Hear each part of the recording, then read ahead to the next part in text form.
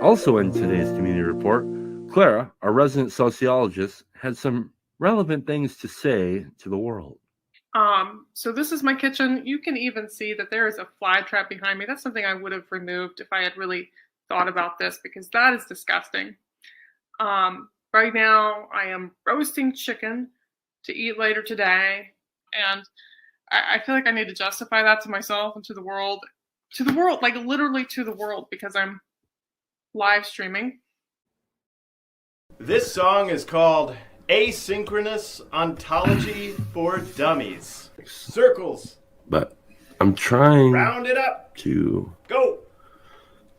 learn the song. There is no try. There's only do. Well, I don't know about the meaning crisis. Left, right, black, white, or other vices. Which Jesus Christ is right, or if we're all saved. From my perspective, a proposition. Participate procedurally, running in circles, remembering body. We're in the age of decay. Symbolically speaking, the reapers are reaping. Them damn agriculture. Oh boy. Holy cannoli. Alright, we're getting there. You wrote the song, sir. Please, sir. I wonder if, from my perspective, the proposition, participate procedurally, running in circles, remembering body. We're in the age of decay. Symbolically speaking, the reapers are reaping. Oh, shish kebab. Shish kebab. You know, tips my fingers. They go. Not this one. Kind of go. Number.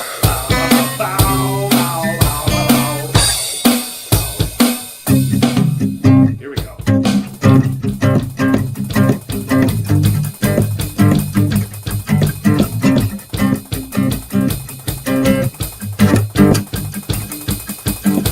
I don't know about the meaning crisis. Left, right, black, white, or other vices. But Jesus Christ is right. Or if we're all saved. From my perspective, proposition, procedurally learning, participate procedurally, running in circles, remember everybody, we're in the age of decay. Symbolically speaking, the reapers are reaping, and agricultors are whispering sweetly, we're all in pursuit in the valley of the bee. Red pill, blue pill, red pill, mushroom, freedom tea. Red and pill, got one and number two. We're all the same damn thing. So clean your room, repent on sin. Ontology for dummies, the bird's eye view. And if you really knew, could you really say? Red pill, oh. Yeah. All right. I think I should be done with that because my fingers are All my being fingers and bitches. toes. Straight up bitches.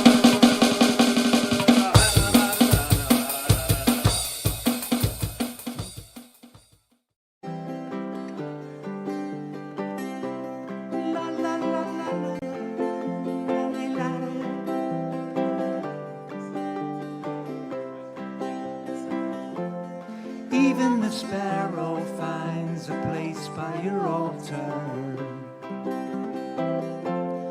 Even the wanderer who roams.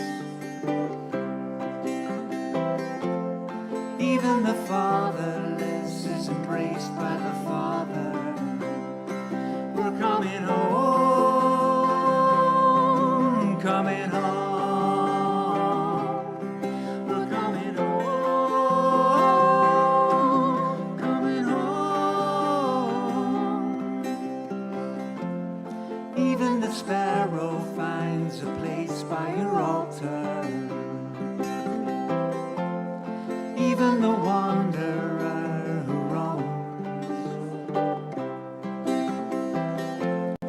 Even the fatherless is embraced by the Father. We're coming home. We're coming home. We're coming home.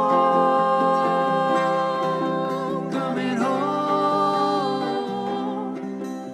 The table is set. I will sit down, surrounded by friends, and feast. The table is set. We will sit down, surrounded by friends, and feast. Even the sparrow finds a place by your altar.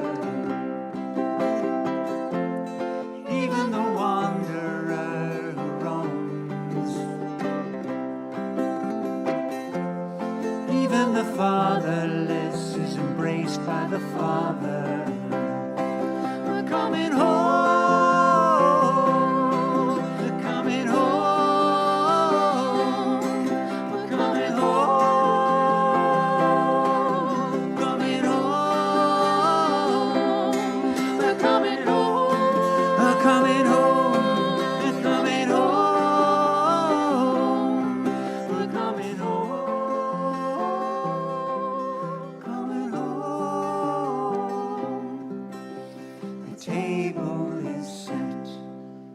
We will sit down, surrounded by friends.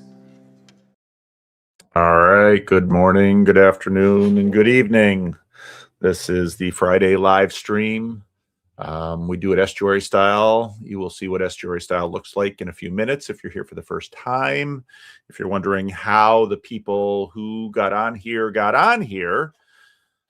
what I do is towards the end of the week, I take a look at my schedule and I say, do I have time on Friday to do a live stream? And if I decide I do have time to do a live stream, I drop a Google Sheets in the membership. I send out a membership note via YouTube. And so you have to be sort of a basic channel member. That's $3 or free. There's usually a lot of free ones given out throughout the week. So, and like this time I put it out Friday or Wednesday night, and Thursday morning I woke up and nobody had signed up. So it is not the case that there's no opportunity to do this. Now, I'm fully aware that a lot of you are at work or driving or doing something that you don't have sort of the full 2 hours to sit here and have a conversation estuary style, and that's just fine. I'm thinking we'll probably have some more groups like we had with the women. So if you have a group of 5 that you want to do this on a Friday morning, send me a note and maybe we'll make it happen. But I like having the open signups because we get new people in. I did a randos conversation this week with Garrett White from New Mexico. That's in the No Wait, No Ads section right now. It'll be out next week at some point. Some people wonder why I hold conversations. Chemo here at work knows why, because sometimes if I have time late in the afternoon, it's usually when I do my homeroom videos. And if something comes up, someone comes to the door. This week when Chemo was here on Wednesday, we had a copier emergency. I had to do some little network hacking here. I had to assign the little computer he works on a permanent IP address because it wasn't seeing the printer, and I had to figure that out. And so that took the time that I would have had to do a homeroom video. So, and when that happens, that's when I drop the randos to the full channel, when there's sort of a space in the schedule. I know it's, I know some of you have some conspiracy theories why I hold on to them, especially when there's a high status one like Jonathan Peugeot. But it's usually because the randos, my homeroom is sort of what I'm thinking about that day, what I'm sort of processing. And the randos are, I don't have anything for the channel today, drop in one of the randos. So that's how all of that works behind the scenes. But that's enough chitter chat. Let's get on with today. We have a first timer today, Nick Sherman. Nick, introduce yourself. Okay, yeah, my name's Nick Sherman. I'm from Portsmouth, Ohio. I'm an artist and designer here, and I think I stumbled onto the corner. Oh shoot, I don't know. It was just the algo was served up something adjacent to like a picture of you and Peterson and Peugeot or something, and I just started following the rabbit trail, and I liked how informal it was, and that there's you got the community jazz pre-branding thing is just getting increasingly impressive. Or the Redeemer University folk punk. I wasn't. This is I'm just here to chime in a little bit, but all right, it's cool. Very good. Thank you, Nick. Thank you for grabbing a slot and joining us today. Almost everybody else is a regular. Jonathan has he jumped in late stream after I dropped the link last week, and he's been on a little bit before. Most of the others are hardcore regulars. But Jonathan, why don't you introduce yourself a little bit? Sure. Yeah, I'm Jonathan Good. Currently living in Malden, Massachusetts, and plan to head to Toronto, Canada, to start a PhD at University of Toronto this fall. So that's kind of the big thing for my life. I love hanging out here and engaging with big ideas as much as I can, but life and labor don't let me do that nearly as much as I would like.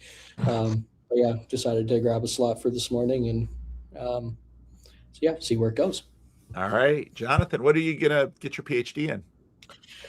So I currently work mostly with blood cancer research, and so planning to stay in that, probably working with human bone marrow and human bone marrow stem cells specifically, although the actual project has yet to be defined. I just signed my acceptance the very end of last week. So yeah, still new and developing, but yeah. Very Maybe cool. add with that, my wife is from Toronto, and so that's kind of what takes me to Canada and Toronto and that. So yeah. Oh, that all sounds awesome. Well, thank you.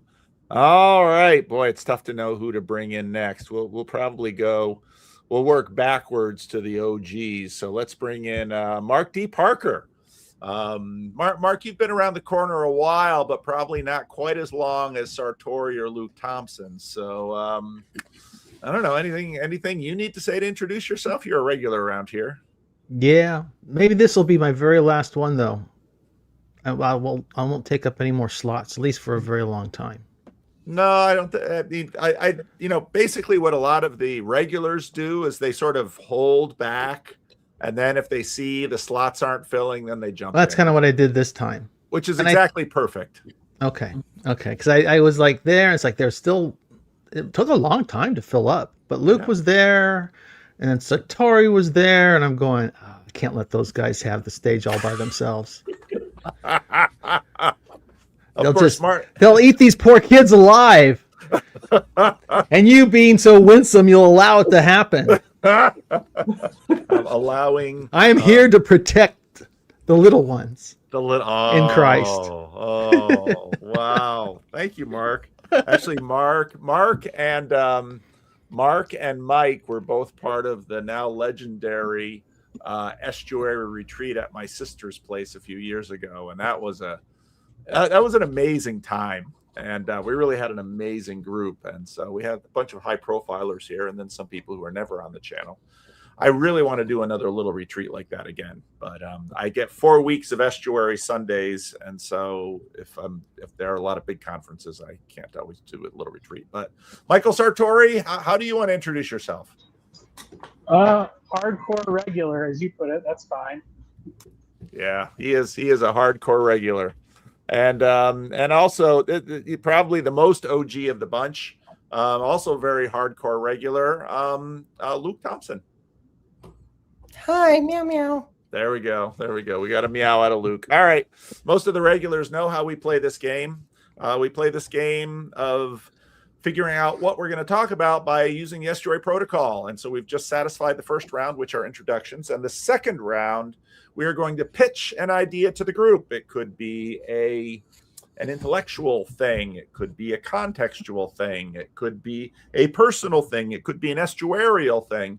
But one of the main things to remember in the second round, it is not the third round. In the second round, the idea is to get ideas on the table, not to comment on a previous pitch. The third round, you can comment and point to pitches, and I tally up the votes, and that's how we decide where to begin the conversation. It is more than legitimate in the first round to pass if you don't have an idea. But usually, because we have such a small group, people come here with ideas, which is fine. And so, Nick, since you are a first-timer here, do you have a pitch for us this morning? Oh man, exciting. Well, I've been reading this one. I'm sure you guys are familiar with Britt Hartley. No Nonsense Spirituality, right?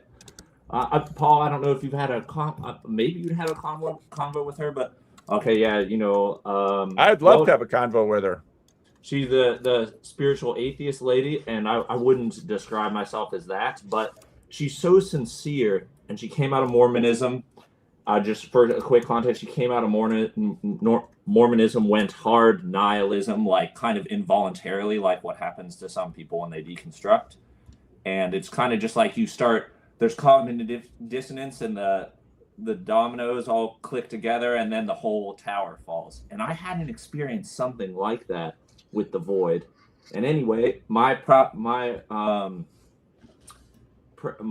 pitch is just kind of exploring the space of like, Mark and Paul, you guys were actually talking about this yesterday. I think you were mentioning how people generically religion makes people more, I don't know, gives them more. This is such a bad descriptor, but success like in life because they have broader networks, they have a broader net. And I guess that idea is scary because it's just like, well, is it just hitting all the markers for like how ecology works or something? You know what I mean? Or is there something really behind it? So I kind of like to explore that space a little bit because I like Britt. She's honest about where she's coming from. And even her ideas have been helpful for me as I've kind of struggled with, as I have deconstructed. So yeah, I'm really pulled between like, I need the logos behind it and these methods work regardless of what's behind it. So that's my idea. Excellent. Thank you. Very good. Jonathan, what would you like to pitch? Sure. I'll title my pitch out of respect for Michael.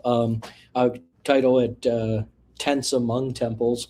And I'm probably using, I don't know, I haven't read all of your book, Michael, so I don't know if I'm probably not making all the right same analogies. But, and it comes from kind of a personal space as somebody who lives and works in elite academic circles. But I really like to stay grounded in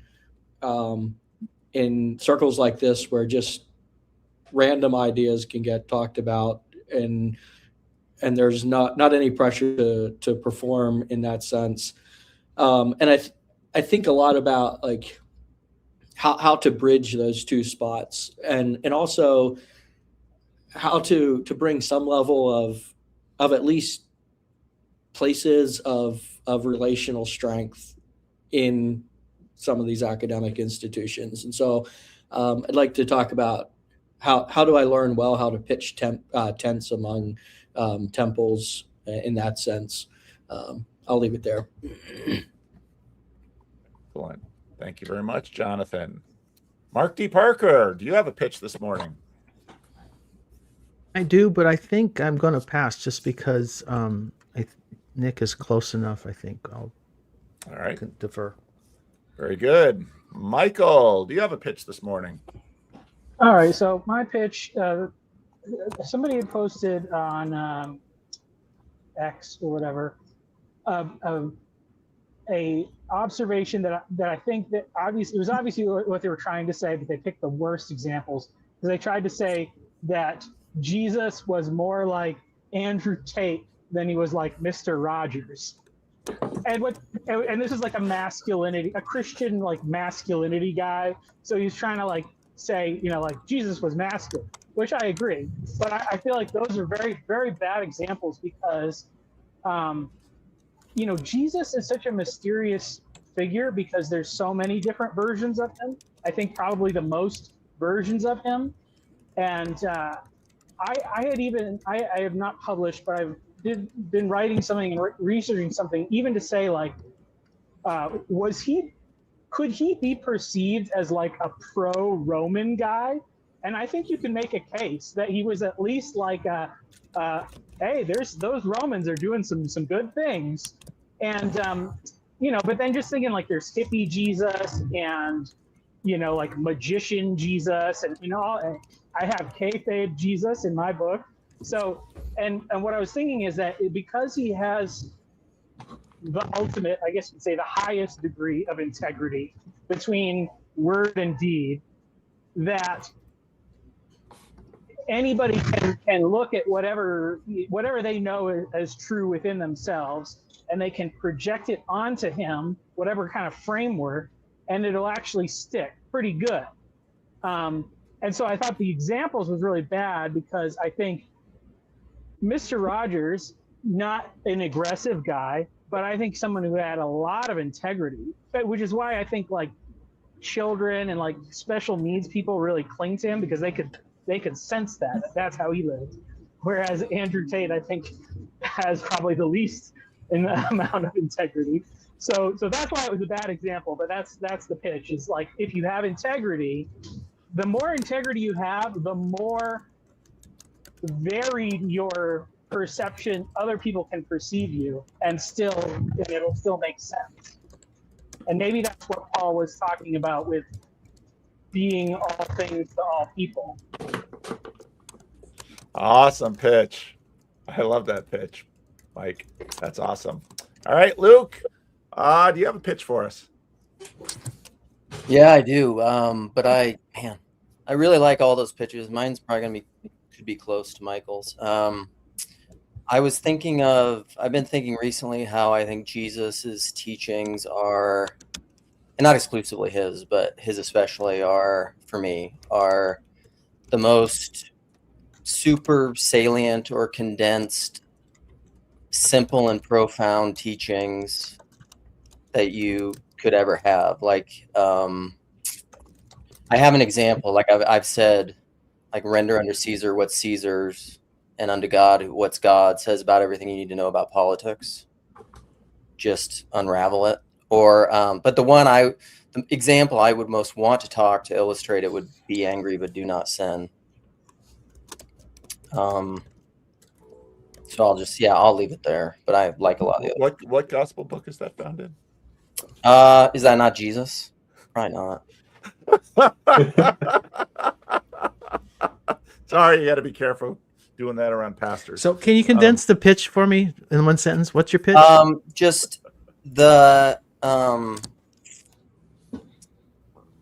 that Jesus had the most super condensed teachings. They were that essentially, it's kind of like Michael's, really. It's like if you are integrated, the things that you say will be simple and profound and apply universally. Okay. All right. Now I'm gonna have to get that, because that was a good formulation of your pitch. Interesting. All right. So now that's the second round. Now we go to the third round, which is the pointing round, where we point to an idea that somebody else has pitched. If you point to your own idea, you expose yourself as a narcissist. So don't want to do that, because Nick, what pitch did you hear that somebody else made? Would you like to point to? Yeah, I'm going to point to Mr. Sartori. Do I say anything about it, or just if you want? Sure. Yeah, just the idea that everybody's able to kind of see what's the idea that when the Enneagram was going around, everybody was like, Jesus would be right in the middle because he's everything, right? And there's something to like that everybody can see a part of himself and themselves in him. So I like that, and Luke's picking up on that, and I'll point to Mr. Sartori too. Okay, very, very interesting. Okay, Jonathan, what would you like to point to? Also going to point to Michael Sartori. I feel like a lot of them kind of wrapped around this idea of that sincerity, authenticity, and I really liked that point there that Michael made. Like, if you have more integrity, there's going to be a broader, more varied perception that surrounds you, and applying that to Jesus, but perhaps more broadly as well. Okay, very good. Mark, what would you like to point to? Well, I'll point to Nick's and leave it at that, but I see where the trend is going, I think. So, but we end up with Sartori. I think we can probably weave in some stuff. I'm very suspicious of Sartori, and I'm not sure what he's got carried in the back of that van. It's like he's driving a cadaver truck or something, man. It's cabinet parts. That's what they all say. You know. I can show you if you want. That's what my dad does. Really? Yeah. All right. Okay. Mike, you can't point to your own, so what are you going to point to? I'll point to Jonathan, so we'll get some tents in there. I think that can go with everything else too. So. All right. Luke, what do you want to point to? Ooh, just to force you to pick, and because I like the topic, I'll also point to Jonathan, because I like talking about education and academia versus blue-collar knowledge and all that. Autodidact versus academia. All right. So we have, let's see, we have, where's my pointing? Nick points to Mike, Jonathan points to Mike, Mark points to Nick, Mike points to Jonathan, Luke points to Jonathan.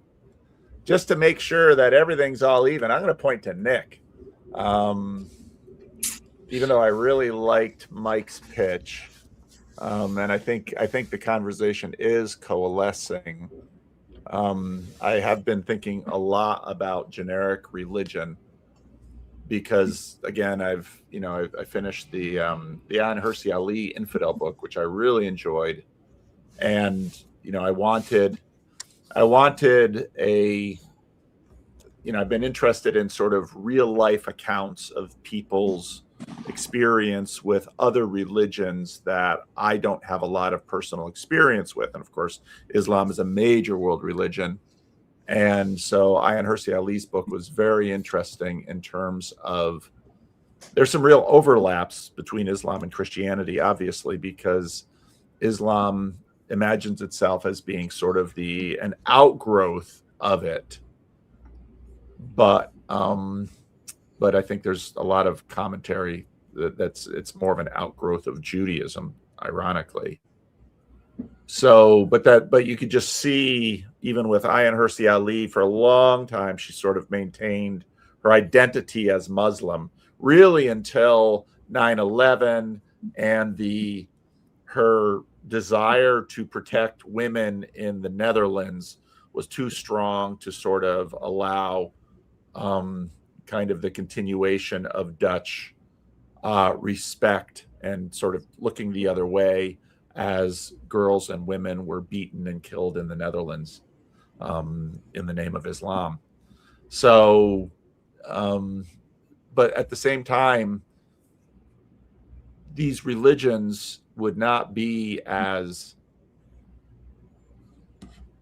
successful if they had nothing going for them.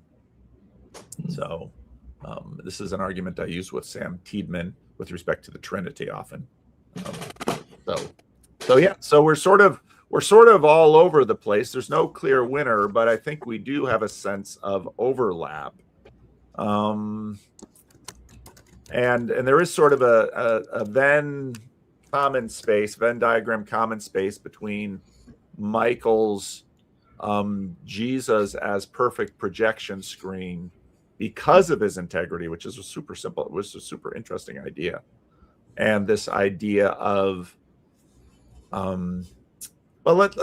Nick is new. So Nick, why don't we give you the first chance to elaborate yours, and then we'll take it where it goes.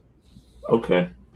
Well, I hope this is helpful. What comes to mind immediately I have the little wheel, the little Dharma wheel in my name thing there.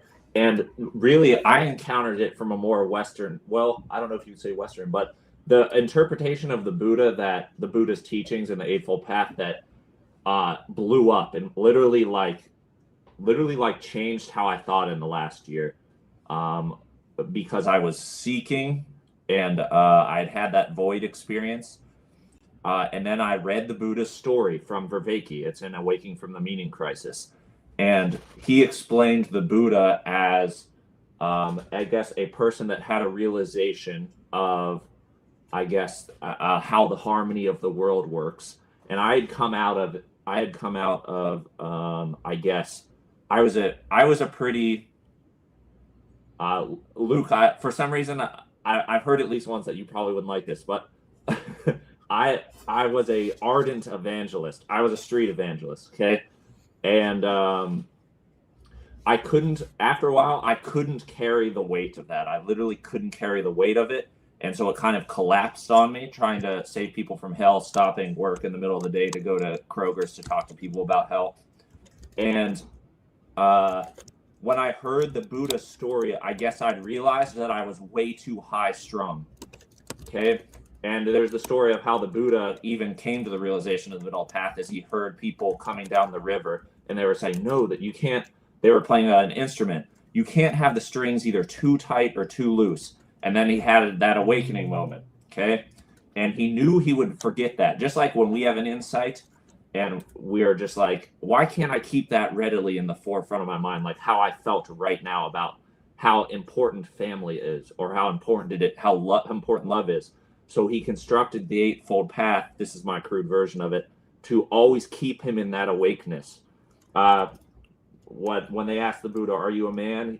Are you a god? No. Are you an angel? No. Are you a man? No. Well, then what are you? He said, I'm awake.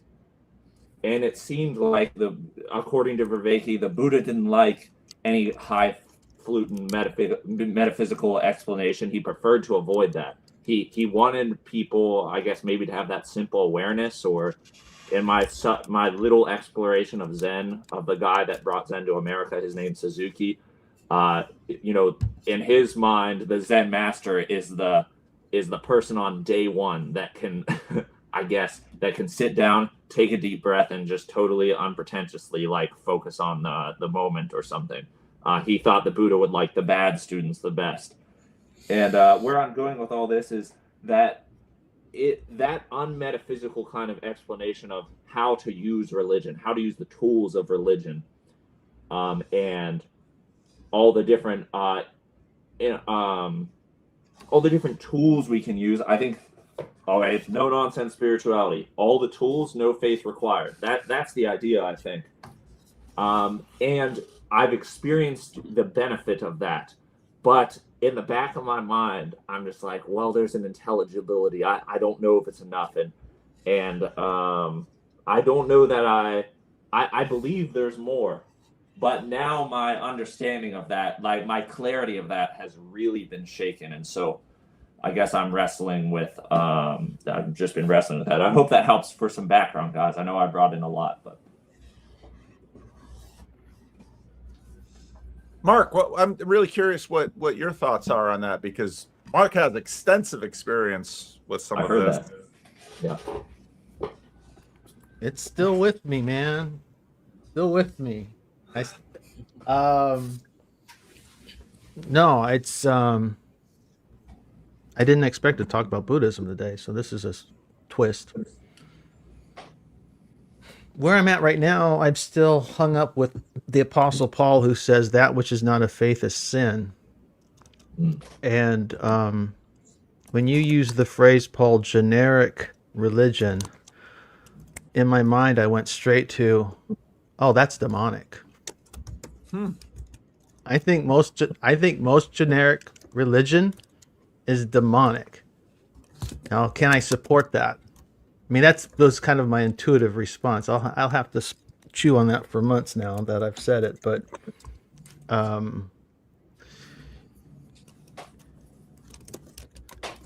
when you think about all the sociological, psychological economic structural benefits that come with generic religion that we talked about yesterday.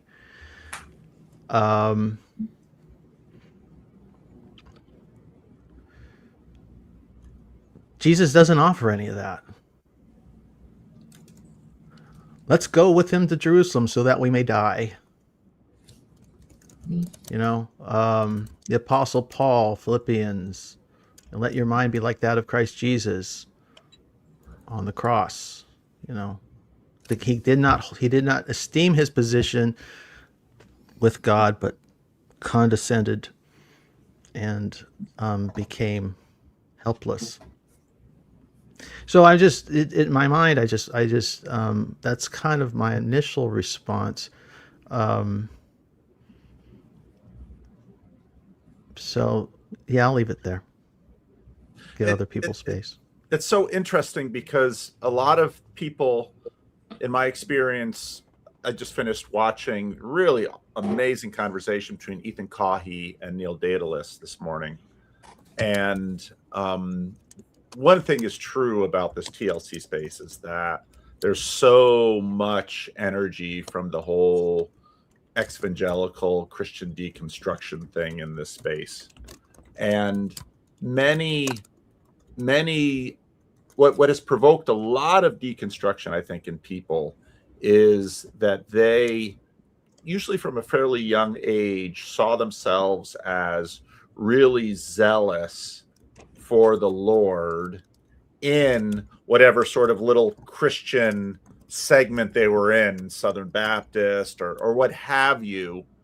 And they got to a point where they either didn't like what that zealotry turned them into, or they came to the conclusion that whatever spiritual technology that zealotry sort of created just didn't work. And so they abandoned it. And of course, the easiest thing to abandon, especially if you're young, into is sort of the background noise of the culture. So then you just watch Netflix, you just get a job, you just do what's ever popular in the moment. And so, you know, one of the observations that I made to Garrett White was when he was reflecting on the fact that his father was a banker and sometimes a Southern Baptist lay preacher, is the shopkeeper qualities that Paul lays down for overseers in the New Testament. I mean, it's funny because Paul doesn't say, well, you should push to the top of your local church hierarchy those who have the most dramatic visions, those who, you know, kind of the things that he forefronts at the beginning of 1 Corinthians 13, those who fast the most, those who, you know, those who live on top of poles like monks that aren't going to appear for the next 2 centuries. He says those who open the doors on time, those who treat their wives right, those who, I mean, he lists a whole bunch of things that are just sort of, we look at as, this is a solid guy who I can walk in here and he's not going to steal my wallet or mess with my kids. And so there's a real tension in there, because I think at the same time, Mark, you're right. You know, this gets into Luke's pitch that so much of what Jesus says can be so radical. Hate your father and mother, deny your life and lose it. So you sort of have the opponent processing of this enormous radicality, and Paul of Tarsus has plenty of that. But then also these shopkeeper values of, if you show up at this place, they'll set a meal before you and listen to your story and give you a bed to lay your head on.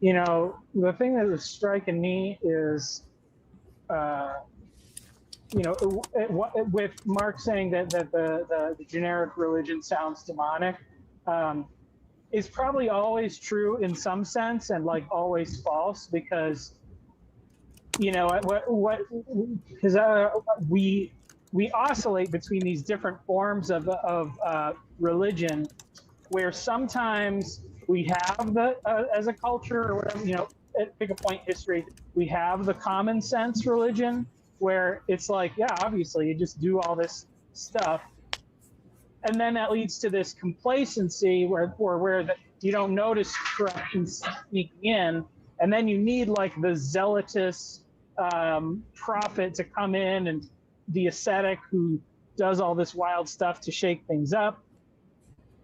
But then you'll get a shift to where that takes over as the general religion, and then you have like Constantinople falls because all the women have decided to become nuns instead of mothers, and all the men have decided to become monks instead of knights. So there's no babies and there's no one to defend the walls. And so I think that the really hard thing is, at any particular point in time, you'll have a majority where the religious givens seem obvious, and then you have that outlier who kind of shakes things up. But Christianity, I guess, in its ideal way, and this is the interesting thing about Jesus, is holding both of those things in tension at the same time.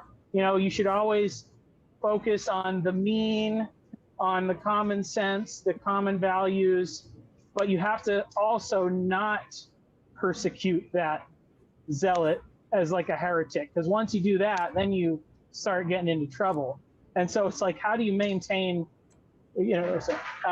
moderation in everything, including the extreme of moderation, and also extremes, real extremes.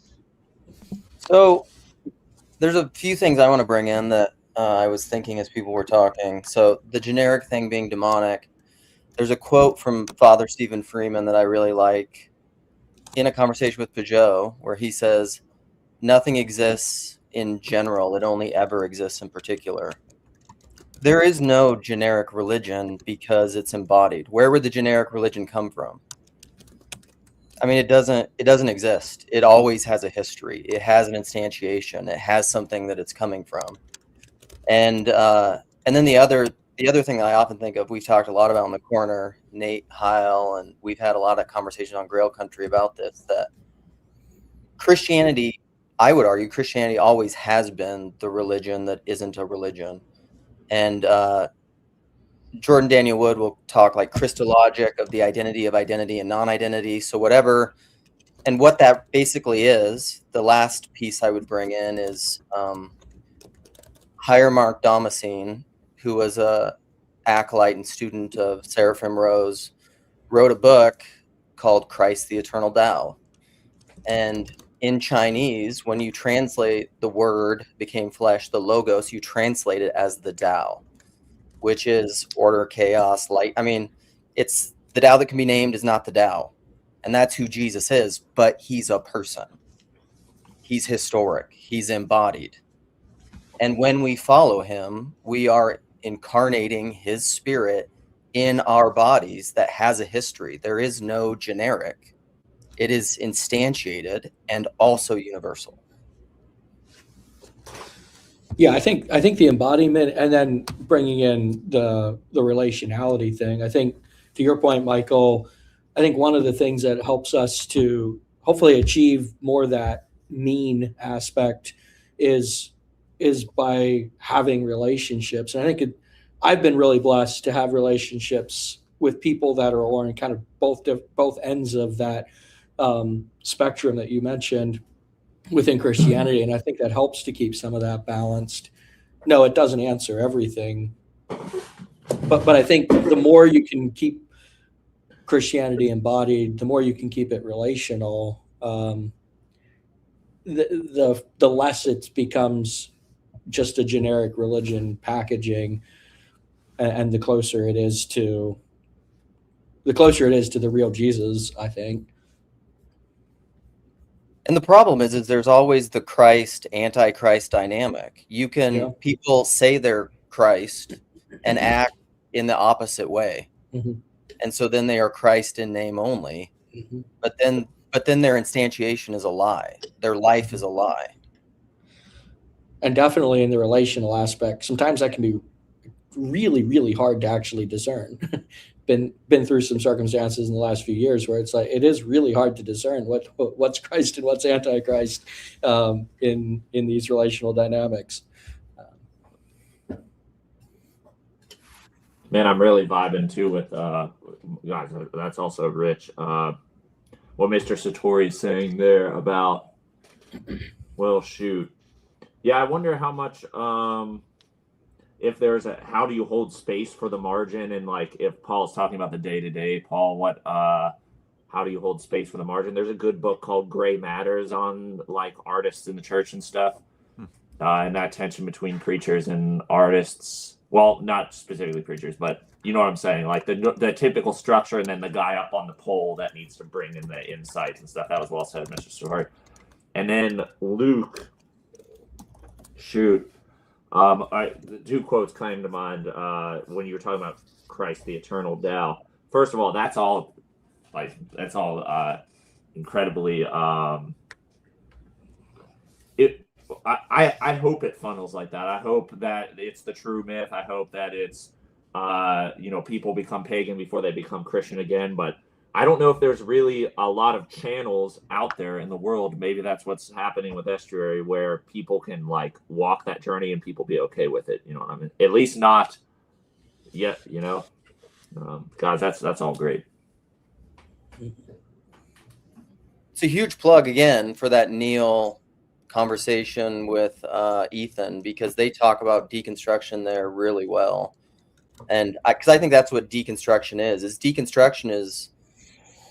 And again, you can have deconstruction in name only that's false. You can have an antichrist deconstruction, but a true deconstruction would be when I cannot in integrity say the things that everyone is wanting me to say. And that probably brings in the the metaphysical theological pieces, is when all that gets into like very highfalutin technical specificity that people don't necessarily understand and can't get behind. Well, what are they supposed to do? What do you want them to do? Lie?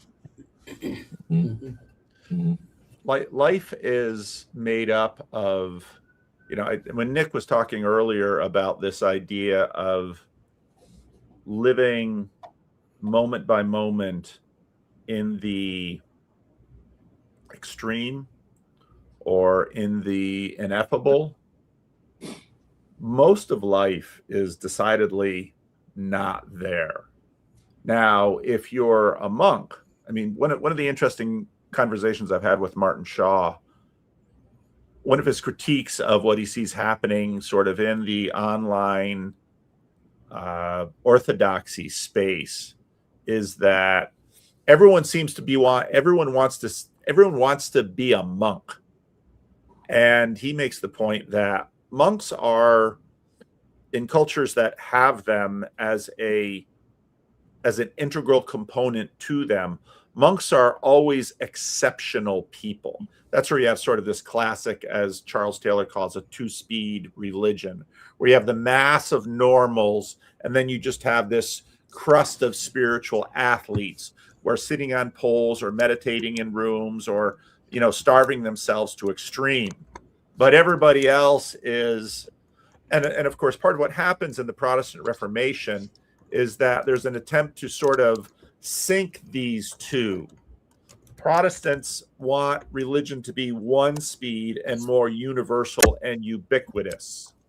And I think both situations have their unrealities, in that on one hand, the Protestant project failed in that even in a place like Plymouth Plantation, where they tried to make church going and a level of sanctification mandatory by pain of law enforcement, it was a complete failure as a project.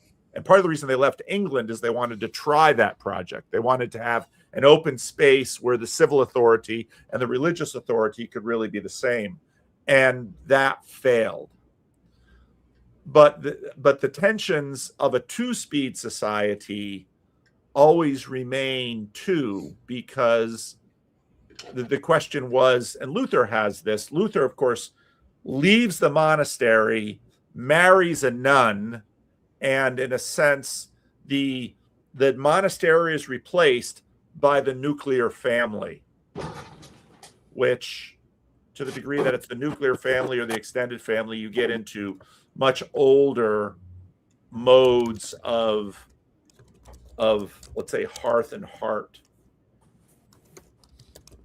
And so then, sort of back to Mark's poking at this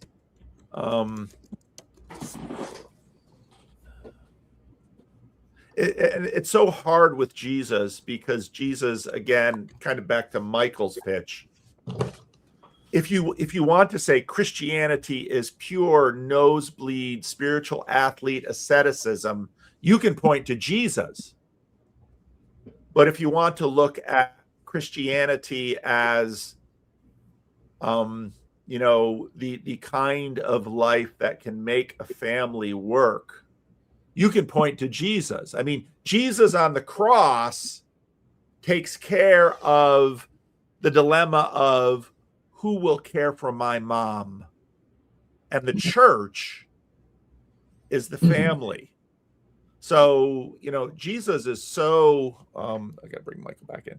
Jesus is so hard to pitch, or sort of hard to regulate, as Michael notes there, because if you want to talk about renunciation, there's Jesus. Who lives renunciation better than Jesus? If you want to look at family values, well, we could argue, Jesus restores Mary Magdalene, but he doesn't marry her. He doesn't do what Andrew Tate would do to one of his cult members. Wasn't John the Baptist more of a renunciate than Jesus? Didn't even Jesus say as much? It's a good point. He was definitely against the status quo, I think. They're both opposition. I mean, they're not unaligned. But in terms of who was a renunciate and who ate and drank, it seemed that. Yeah, Matthew 11. That's why I asked the question. Yeah, and Michael's point, though, too.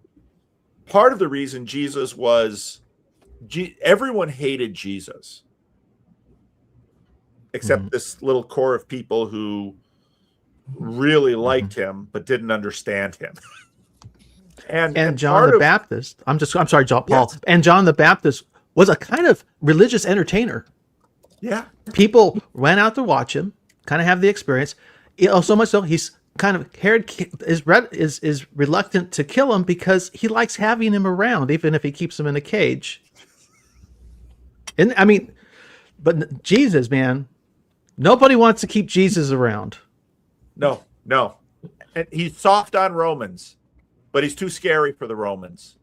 I mean, and I loved Michael's pitch for that reason, that on one hand, everybody sort of projects their hierarchy of values onto Jesus.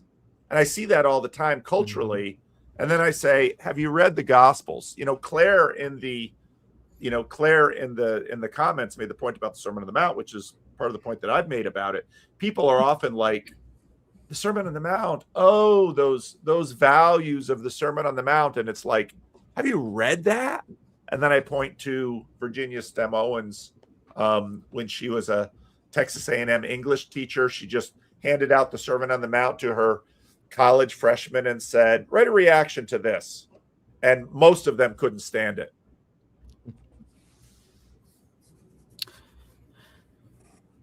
Yeah, when we were talking before about like the generic religion thing, and the point I was trying to make is like, and yes, there's no fully generic religion, but there's always some sort of consent. There's consensuses and minorities, and I feel like there's a lot of people that are pointing towards we've had a consensus of actually a really extreme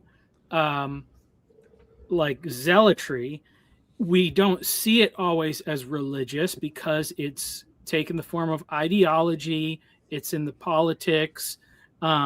there's a lot of other things, like, or even not even just that, like consumerism, like marketing is our most like powerful liturgical weapon that we've ever unleashed, I would say, in some ways. That's a religion based on covetousness, and we are all dabblers in it all the time. And so what I see is that there is a return, I guess you could say, a more generic appreciation coming from a lot of circles towards this more common life type of religion, which I think probably is really like the way that Judaism manifests in many ways, because they don't have a temple. So it's not about the rituals and all this stuff. It's about, you're doing your best to just live this lifestyle. You practice it in marriage and in raising children and in going to school and working and studying and all this stuff. And like, that's the religion I think that people are looking for, something that does reintegrate all of the aspects of your life. So in some sense, there's a demonic generic religion, which is the one that nobody looks at as religion, but we're all kind of taking part of. It's kind of more invisible. And then there is also a generic thing where people are all looking at, I would say, something that looks very much like an integrated life, like the kind of life that Jesus led. And I think that what Paul was saying about the point in time when Jesus came, like he came in like the powder keg moment of history where he gets crucified. But if he came here now, he would probably be praising and calling out very different people and very different things. And, I think it's really hard to say, like, I mean, that's the temptation. People always want to say, if Jesus was here today, he would be supporting me and he would be calling out those people. And he would not. He would be calling out everybody and pointing out where they were doing good, and usually pointing out to the best part of everybody's enemies to convict them of what they're doing wrong. Like, that was kind of his way of doing it. So, because I think that, like, maybe some of like the culture war stuff that's developed is because people trying to push back on the loss of the generic religion, as it were, but they're just wanting to recapitulate the generic religion, but it actually needs to have that underpowering of life. So if you wanted, the argument that I've made to some people along the way is, if you really want to change the culture, you need to start by actually your own transformed life, and it needs to push up. The best way to influence culture is not to push for laws to change so that culture changes. The best way is to pitch these tents of genuine Christian life, the relationality, the embodiment, and that will change culture. But that's where you need to start. And I just got done saying what everybody's been saying for the last who knows how long, but yeah. But it's very true. When, we do a lot of personal storytelling here in the corner, and it's seldom do we hear the story that this politician passed a law and that changed my life. Usually that's a negative. It's more often there was this teacher or this pastor or this uncle or this friend of my mother, and they lived in this certain way, and that provoked something in me. And we, in terms of our imagination, of our mass imagination, we want the quick, the law, this law is going to be enforced and it's going to change everything. Well, I'll tell you, every road around here has speed limit signs and nobody follows them. And I'll tell you, if you put cops on every corner enforcing the speed limit, the mayor would be voted out of office the next time. We're very mysterious with respect to these things. Can I just ask to Mark? I feel like this is an important question for me to ask. What do you mean by demonic? Okay.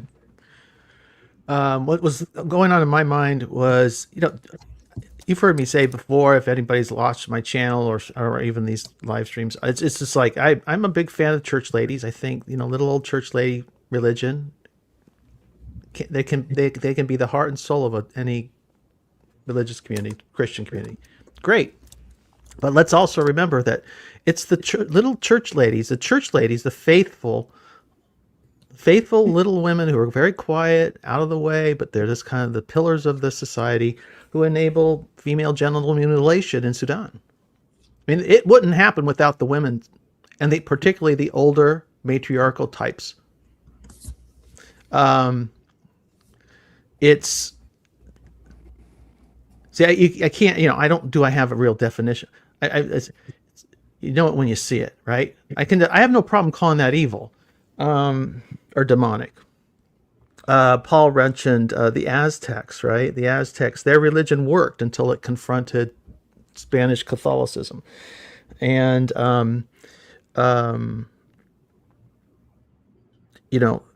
it worked, but it was. I can say yes, it worked. It was a culture, and it had one of the biggest, largest cities in the world at the time. A great civilization, but it was also, its religion was clearly demonic. The human sacrifice. I have no problem with that. I have no problem with looking at right now. There's a trend in mega churches to create NDAs for employees and non-disclosure agreements, making them mandatory for employees and volunteers. I have no problem calling that demonic. And Is people demonic who just a word for you that just means really evil? Antichrist, antithetical to Christ, antithetical to what it is that is good, true. What is it? Good, true, and beautiful. What are those? It's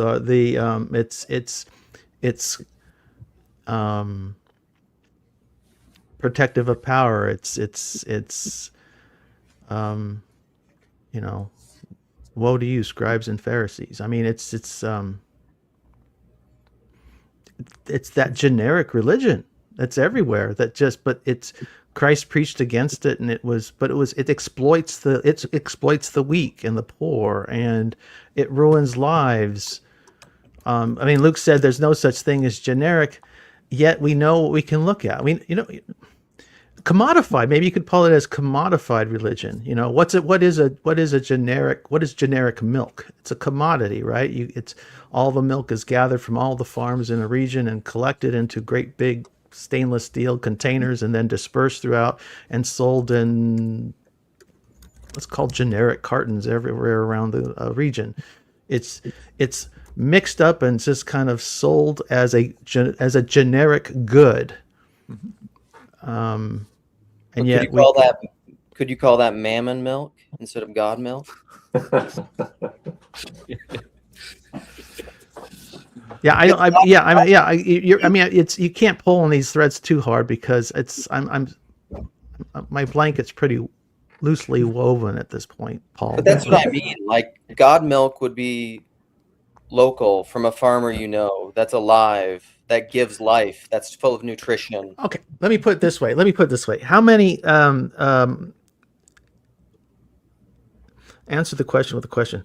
How for all the goods that generic religion provides, how many child rapes are worth those? How many child rapes are those goods worth? I mean, what's the price? Are more children abused in churches or public schools? That's, I'd say it's irrelevant because it's how many assailants are more likely to be protected in churches than schools. There is no hierarchy. There is no infrastructure that is built into the system to protect the assailants in schools. Whereas you have God and eternal life and the fate of humanity all rests in sometimes actual individuals and offices within a religion and those institutions. And so people are very much inclined to protect, just like the female mutilation issue in Sudan. People are profoundly incentivized to protect this evil, that doesn't exist in the secular realm. Well, I mean, you have economic incentives, maybe. You might have loyalty in family relationships, but there's nothing. You can't, go ahead. I hear you have a response. California is trying to push kids out of the home at an early age into the schools, partly to prevent like child abuse and neglect and those kinds of things. And so there's an industrialization, which is interesting because that's exactly what you're pushing against. And those tensions are always there. I think, obviously all those things are important issues that you're bringing up. I think the thing is that when we step back and look at history, like things are happening in history, and we're at a very very crucial moment because we were the most connected we've ever been. Most of the atrocities, like you're speaking of, that was happened in such an isolated, so much isolation, like in Africa with the mutilation. But like they say, there's no culture on earth that can't trace back to at some point having practiced slavery, having practiced human sacrifice, but now some of them don't, or we've disguised it more cleverly at least. But and so I think like this is the thing that's happening through the process of painful oscillations between extremes, extreme zealotry. You bring the prophets, the heretics in. Sometimes people listen to them, sometimes they're martyred, and that causes a reaction. And then when people go too crazy with the extremes, and it's like I feel like with evangelism, it's become so much of like going out there and telling people this message, and then you never see them again, and it's like it's too thin. It doesn't mean anything anymore. If it doesn't come with a commitment, if it's not like having the weight of relationship and being like, I'm going to represent the God that's saving you by being in your life for a consistent amount of time, then it's like it doesn't work. So we keep going back and forth. Sometimes the speed at which those things are happening is increasing because we don't have to go back and forth in isolation. We are just always bumping into other people. So we see, what they're doing with their culture is a lot better than what we're doing in ours. And then it's on us. Are we going to double down and say tradition, and that's why we can't change? Or are we going to really deal with those changes that we encounter? And I think like secularity, the church, I think a lot of churches probably need to be a little bit more honest about the truths that secular organizations and things are bringing up. But it also goes the other way, so. Yeah, I think from hearing you chat a little bit about it, Mark, I think pushing into like the demonic or the Antichrist language is probably helpful in the sense that what you're pushing back against is that when Christianity has been weaponized and is like a bastard form of what the real is, I think what if I was to try to give a definition to generic Christianity, it would be more something like it's like the sociological outflow when you have enough pockets of genuine Christianity that are kind of feeding the cultural zeitgeist in a way that it kind of keeps that alive. It is really hard to put this into language though.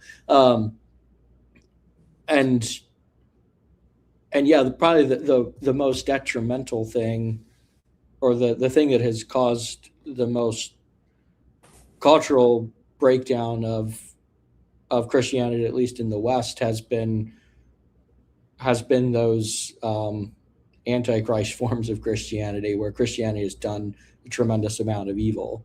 I feel like I rambled and didn't actually quite say what my brain was thinking, but I'll leave it there. No, Mr. Good. I feel like what you're making me think of is like, I don't know. We're kind of circling around it. In my mind, it has something to do with the bottom up and the top down, or like what the reason why I asked Mark about the demonic thing is because, like I felt like I was tightened up to such an extreme that I couldn't see the practical things to do in my life to alleviate the suffering. So like the idea of the wheel and putting the wheel back together, a broken wheel destroys itself. All those Buddhist ideas were literally like, and as an analogy, like it gave me tools. It literally gave me physical tools that I could then work with the next day. Okay, well, my workflow is a mess, so I'm suffering a lot from that. I have no regular pattern, I guess, of how I, in certain ways, how I interact with people. So I need to get that like. So what am I trying to say with this? What I'm trying to say is that like I try to avoid those words now because I get kind of like swept up in them or something. Even it's kind of I'll end it with this.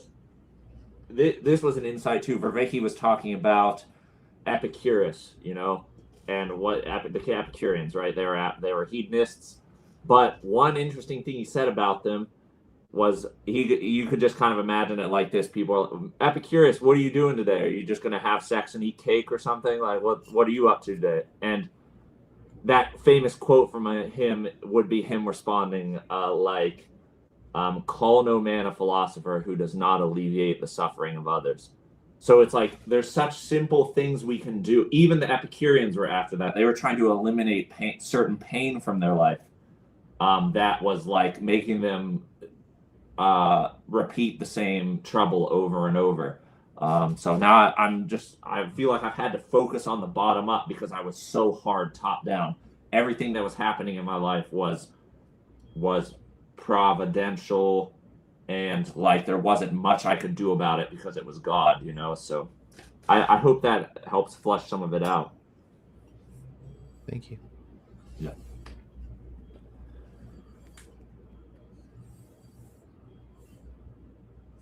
I'd like to hear more from Michael and also talk about this dynamic of the one who had, and Luke was basically pointing at it too, the one who had the most integrity becomes the one most subject to projection. And that's interesting. I don't know if it's a function of his integrity or it's simply a function of his popularity at the top of hierarchies. It is pretty amazing that obviously Christians worship Jesus as the top of the hierarchy or God. Islam sees Jesus as a powerful prophet. I think, as sort of structural, cultural anti-Semitism is hopefully receding, more and more Jews can look at Jesus as, well, maybe not worship him as God, but understanding Jesus within a second temple milieu. Buddhists and other world religions have often sort of held Jesus in fairly high esteem. Mm-hmm. Very few people culturally look at Jesus as a monster, and that can't be said of many other top world religions. So I don't know, Michael, about your idea here, but it's an interesting one. Well, I think it's, you read commentaries and stuff, and people always want to pitch you in here's the historical background of what's going on, and obviously like the Romans are the big bad guys or whatever. And this was just I saw a little clip of one of these guys who's like a reenactor of the Roman, like a Roman soldier reenactor, and he had all this historically accurate gear, and he was showing this really cool thing that he had all of the all on like a backpack basically, or how he carried his gear, but it's a cross, And I looked up this thing. I'm like, huh, like it's called a cross. Like it's the same word that we use that's used for the crucifixion cross. And I was like thinking, I wonder if when Jesus was saying, take up your cross and follow me, if it wasn't the Roman soldiers with their efficient, like, strategy of just the functionality of how they organized and stuff, like that's not what he was pointing at. So I started digging into it, and I was like, oh yeah, that fits in that verse, and that works. And then there were some other ones, like I can't remember. I did the study a while ago, but like when he talks about who would, what's the point of like gaining the world if you give up your own soul? And I think this was like he may have been speaking to the fact that there was a like signing up for the Roman Legion was a very tempting offer, because once you completed your service, you were given a plot of land, and citizenship, and it was like that's a big deal, and that was like the gaining the world trade-off that people were thinking of making. And I think it's not necessarily wrong for everybody, but maybe if you were an Israelite and you felt it was a betrayal because you'd have to, like, I don't know, worship Caesar or something, then that might be something you can't really an option you can't really afford. But maybe for somebody else it's like, oh, that was the path out of poverty or whatever, and even then, looking at how he looks at those tax collectors and sinners and pointing out to the Pharisees, like, hey, they've figured out a way to kind of belong together and have a community, and there's something good going on there. And so it's like, because we tend to just, all of us, like, we have whatever tribe we come from or is most native to us, and then we mostly react towards like differences in aesthetics. So something like looks weird and foreign, and we are like, ugh, it's very hard for us to like reduce that thing to its constituent elements and see how like another religion or another culture maps onto our way of life. But if we can do it, we often find more similarity than difference, or certainly that's the only way you really can find all the points of agreement or points of alignment with somebody else. If you just look at, like, oh, they have this symbol in front of their building, so it's all bad, instead of this other symbol that's all good. It's like, no, clearly, like, that's too simplistic of a way to look at it. But it's really hard for us to dig down through all the like cultural layers and see people as they are. And I think obviously that's something Jesus did. And so because of that, I think any type of person could see something of themselves in him, usually whatever the best parts, the parts that they probably most wanted to be seen and recognized for. Yeah, that's related to a thought that came up, was two thoughts. Was when St. Paul said, I shouldn't reference who I'm quoting in case I'm wrong,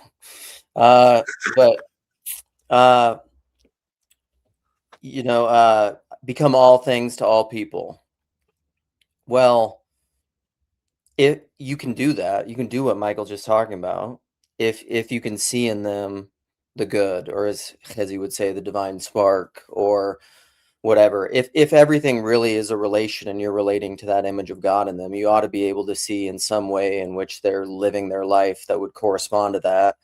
And that's a bridge, that's a mediation, that's a relation. And you ought to be able to do that with all sorts of people if you're imaginative enough. And I think it allows you, and that's kind of the positive side of, I was thinking about earlier today, the quote from Augustine of, like, love God and do what thou will, because it really is, because love is the transcendental. Just like do anything, do whatever. There's no formula. There's no prescription on your life. Follow the muse and love in whatever you're going to do. Like, you don't, that's the whole problem with, I think, the culture war or anything like that. Or I often talk about like a colonizing religion. It's not trying to love someone else in their difference and see God in that difference. It's trying to conform them to your image. And that's what industrial religion often tries to do, which is why it's demonic and antichrist.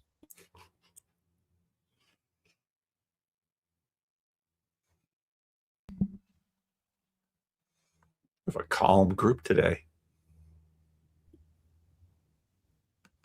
It's fun seeing Michael's kids and Nick's dog. This is active. I'm trying to not talk that much, Paul. You see, I'm trying to. Doing Man, wonderful. this is a listening thing. What I want to know, Luke, is that this morning when you got dressed, did you just look at this closet full of tanks and decide this is the one for the estuary live stream today? You know, the kind of greenish yellow one. I did wear it for Jason. Jason and Lucas. I want to represent the only tanks. Yeah. It is interesting to me, Mark, that you know, because this started. I clipped a little bit of Mark's live stream, or I put it on my channel. There are always these tensions in life between something that is imperfect but generally helpful and something that is extreme and leads to the extraordinary. Where on one hand, we often want to say, don't make the good the enemy of the perfect, but the good enough is what kills the perfect often. And so you always have this opponent processing between the good and the perfect. And you want to think of them sort of in a hierarchical sense. Oh, here's the good, and then here's the perfect. And the perfect is dependent on the good. But as with any, let's say, Olympic athlete, they are not, Olympic athletes, generally speaking, especially for certain sports, are extremists. They eat an extreme diet. Their personal schedule is extreme. And that is what leads to this degree of excellence that we as a culture celebrate. And you have the same tensions between, let's say, the two-speed religion, where you have the monk and the normie, and the monks rely on the normies to fund the monastery. It won't be almost done for a while. And then you have the, let's say, the Protestant view that wants to see, we want Geneva to be a holy city. We want New Haven, Connecticut to be the new Jerusalem. And so we're going to intentionally structure the city to be the new Jerusalem, instead of, let's say, using the contours of the landscape. So it's an interesting tension that we face, especially, thousands of years into these projects, where on one hand you have, as Tom Holland and now Bart Ehrman have made the points, you have Jesus Christ has deeply impacted our moral imaginations. And I would argue that Jesus has deeply impacted even the rival religions. When American Muslims want to sell themselves as political candidates to Christians, they emphasize care for the weak. And it's like, how has Jesus colonized Islam? At least in certain manifestations of it. But then when you have certain Islamists, they won't, they'll work on other hierarchies. So one of the things I thought of when you were talking about is, and this is a pet peeve of mine in when people talk about this, is like perfection. What is perfection? I don't think there's a generic, in Christianity, I don't think there's a generic perfection. There isn't. So Jesus was just singing to the wind when he said, "Be perfect as your Father in heaven is perfect." Be perfect in your life, in your particularity. I know we can nuance that and work the definition through the language, but it's commonly translated as perfect or complete. But what's Well, there's a definite context to that, which almost everybody misses.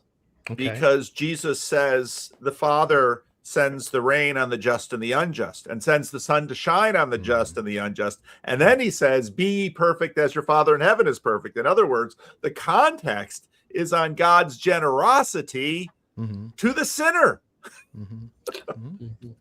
Which is yeah, not which the Pharisees didn't particularly like, as they were, they wanted to purify. I would say, yeah, and being perfect is being holy. It's not an abstract idea. Well, that's a different idea, though. So holy is a part, not perfect. Perfection and completion is different from holiness. Holiness is a partness. all right, I'll give you. I know this is what I think. I'll just tell you this.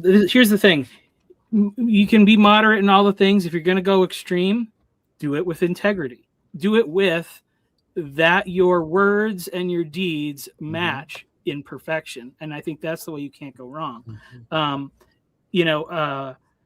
It's interesting. So, like, even in that context, when Paul's talking about the sun shining and the rain, falling on the just and the unjust alike, it's not just generosity necessarily, but what's that saying? It's saying that there's an intelligibility to God. We don't just expect that a random, like all of a sudden the sun's going to not be there someday. Like we expect that things will keep on going as they're going. And we can say that is a choice that's God's choice to make the universe operate that way. And that can be the choice that we make. In my Bible study at church, we've been going through the book of Proverbs for a while. And I've just been thinking about this, kind of like these epistemological questions. But going through that book, there's so much where it's like God loves it when basically, perception matches reality. He loves just weights and measures. He loves honesty. He hates dishonesty and deception. And so it's like, yeah, if there's any way that you can never go wrong by being an extremist and being a zealot, it's in your pursuit of just being a person of integrity, because then, you become like that rock that other people can follow. I mean, this is certainly true of like parents, like the parents that they'll like do as I say and not as I do. The worst thing parents can like ever say, because kids will always do the opposite of that. But you don't have to worry about it if what you say matches what you do. So if what you say matches what you do, the world becomes like an intelligible place.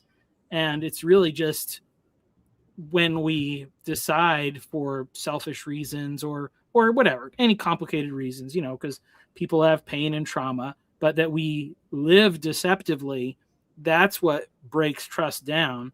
And it's the choice, especially for those who are conscious and aware of their ability to do so, to just, maybe say, I'm not going to do the thing that I want. I'm going to just be consistent for the sake of those around me. Like, that's the thing that repairs the fabric of reality.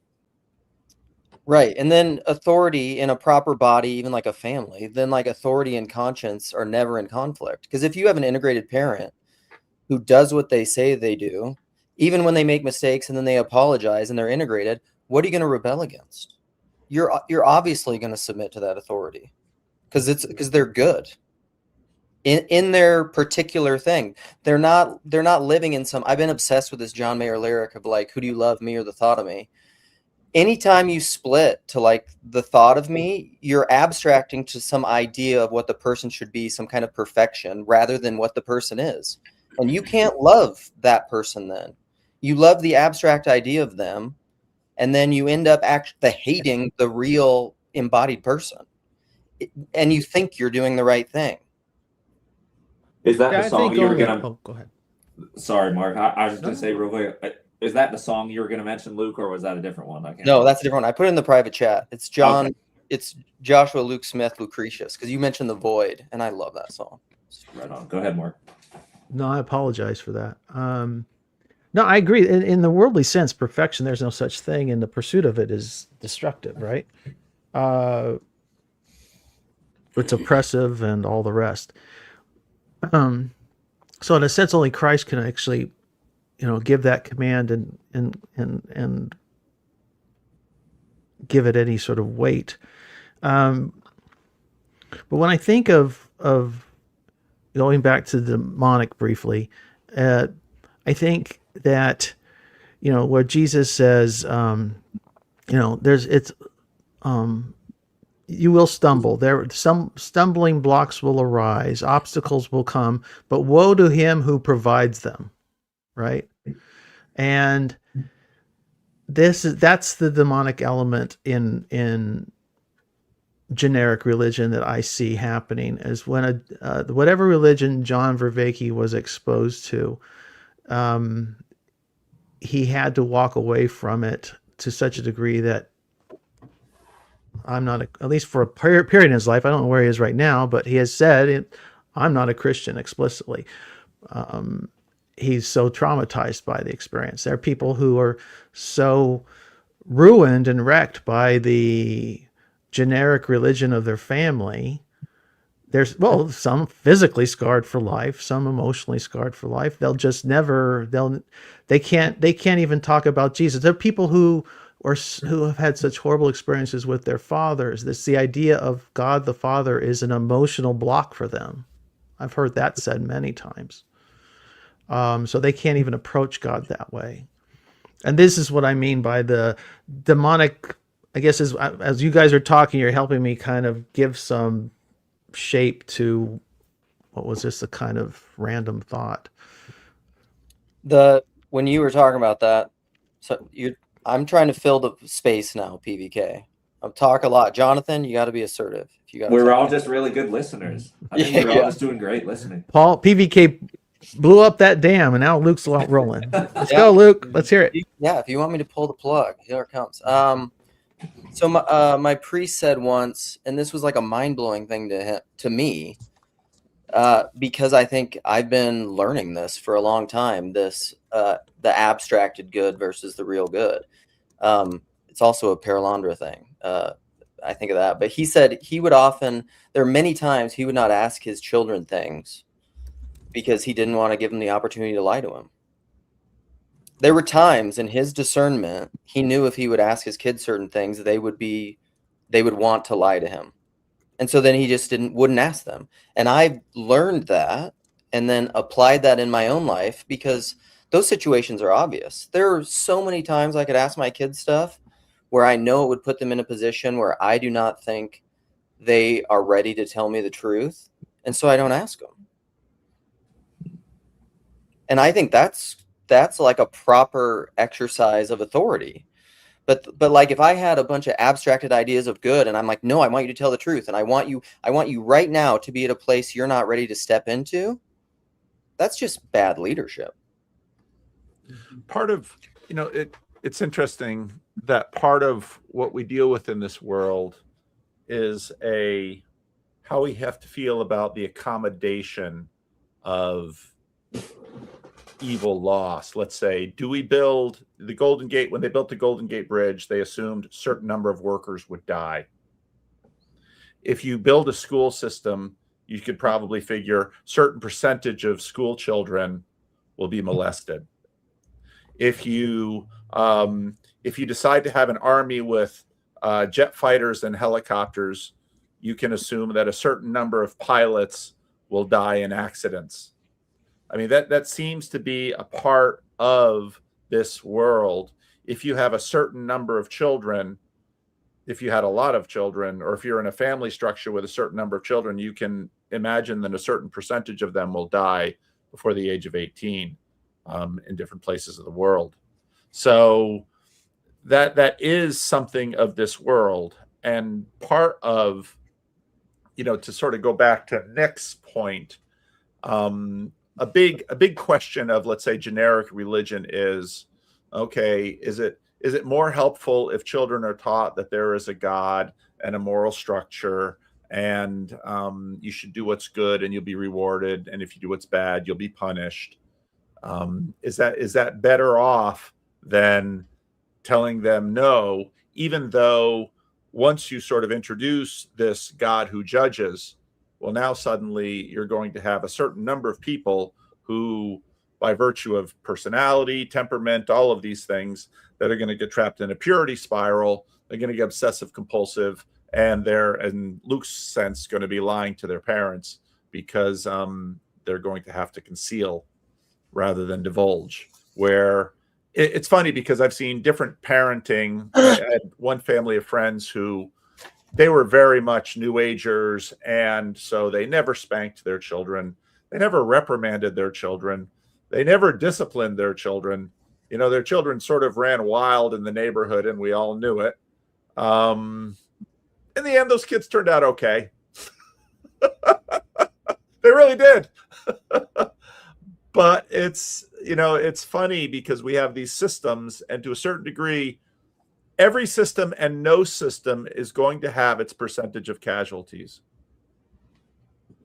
But do these systems produce the casualties, or are the casualties kind of built into the participants? So so much of what when you talk about a casualty, say just a certain percentage of people are going to develop depression because that's what their biology is. Yeah. And so it doesn't matter what the input is external to them. They're just going to, now there might be environmental triggers. Well, if you build the Golden Gate, build the Golden Gate Bridge, a certain number of people are going to die in the building of it, but there might be less people overall who die because the bridge is there, instead of people who are navigating the and drowning in ferry accidents. But there are precautions taken to prevent the deaths, right? Sure. Whereas it's not like, oh, we've got to have 30 bodies to build this bridge.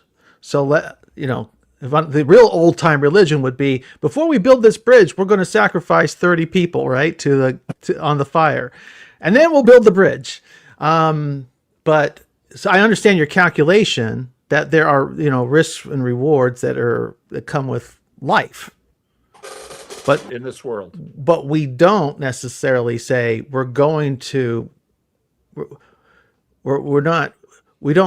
resist that. We do what we can to protect against those risks. And if we can, what is it? What are the signs every big factory always has? There's, 281 days since our last. But then you have these attempts to, I see this, like in schools now, because teachers can be excessive with force, we're not going to allow teachers to touch children anymore. Mm-hmm. And so you always have these situations where there's problems on both sides. Sometimes a kid needs a hug, but hugging teachers, some of those hugs, might lead to abuse. Mm-hmm. And so you always have the question, certainly we're going to try and have few people die in the production of this bridge. But if we wrap everybody in bubble wrap and put all kinds of restraints on them, the cost of the bridge is going to go up exponentially. We can look at the California high-speed rail system.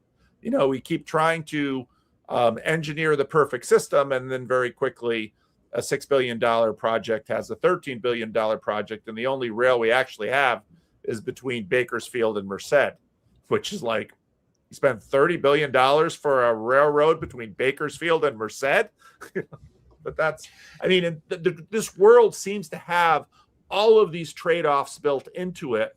And I think that's not disconnected with the dynamic that both Nick and Michael pointed to with respect to, we have the opponent processing between the good and the perfect. Isn't part of the issue like institutionalization? You end up needing to have its breakdown is that it is so restrictive in order to be protective, but it still doesn't catch everything. And again, that's where I would want to end up bringing it back to like the embodied and relational aspect, because the bigger the temple gets, the more inherent corruption there's going to be a part of it. And I think like some of my question is like, how do I decide where I need to fit in all of that?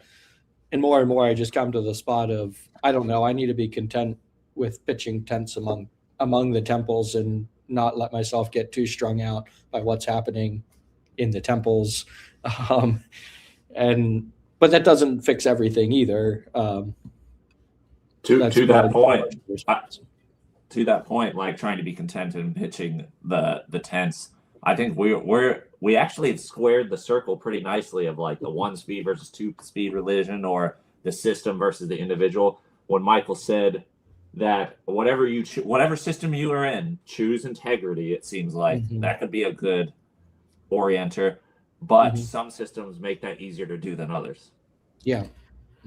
Well, I'll just put, because what Jonathan had first brought up, the whole thing with the tens before temples idea is kind of this thing of, we get these institutions, and the problem is that they honestly work too well, and we check out because we outsource so much of our thinking and reasoning and our active participation to the institution.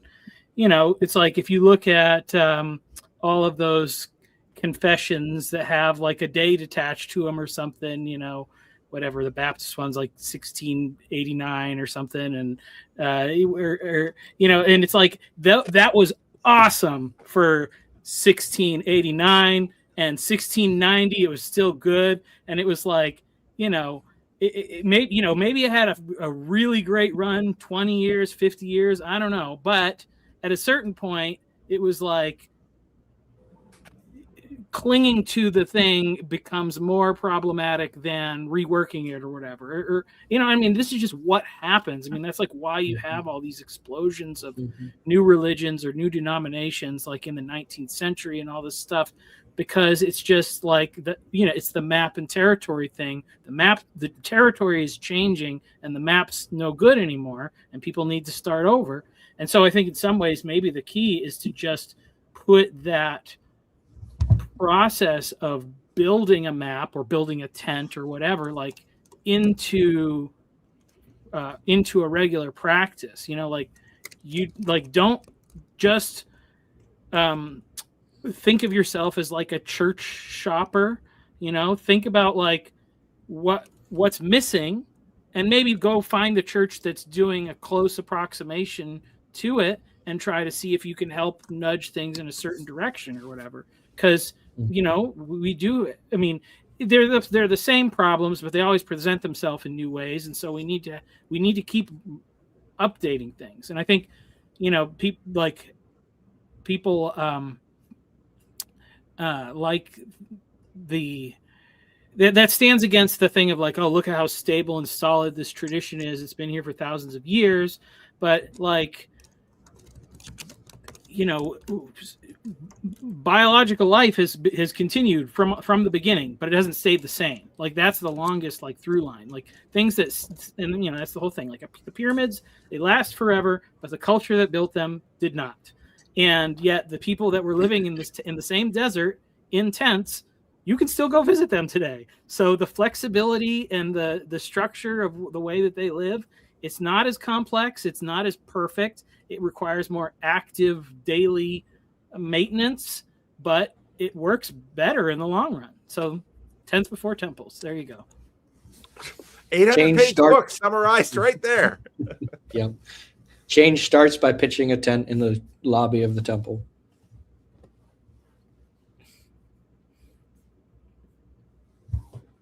Boy, it's a quiet day today. Part of the fun things about real groups are that they have, some groups are quiet, some groups are high energy, some groups are angry. It's really interesting. I'm going to drop the link. So I did. Yeah, you dropped the link. But I did want to point out, I saw a really great Mark, the sitcom that Mark suggested to us some time ago. Nobody Wants This.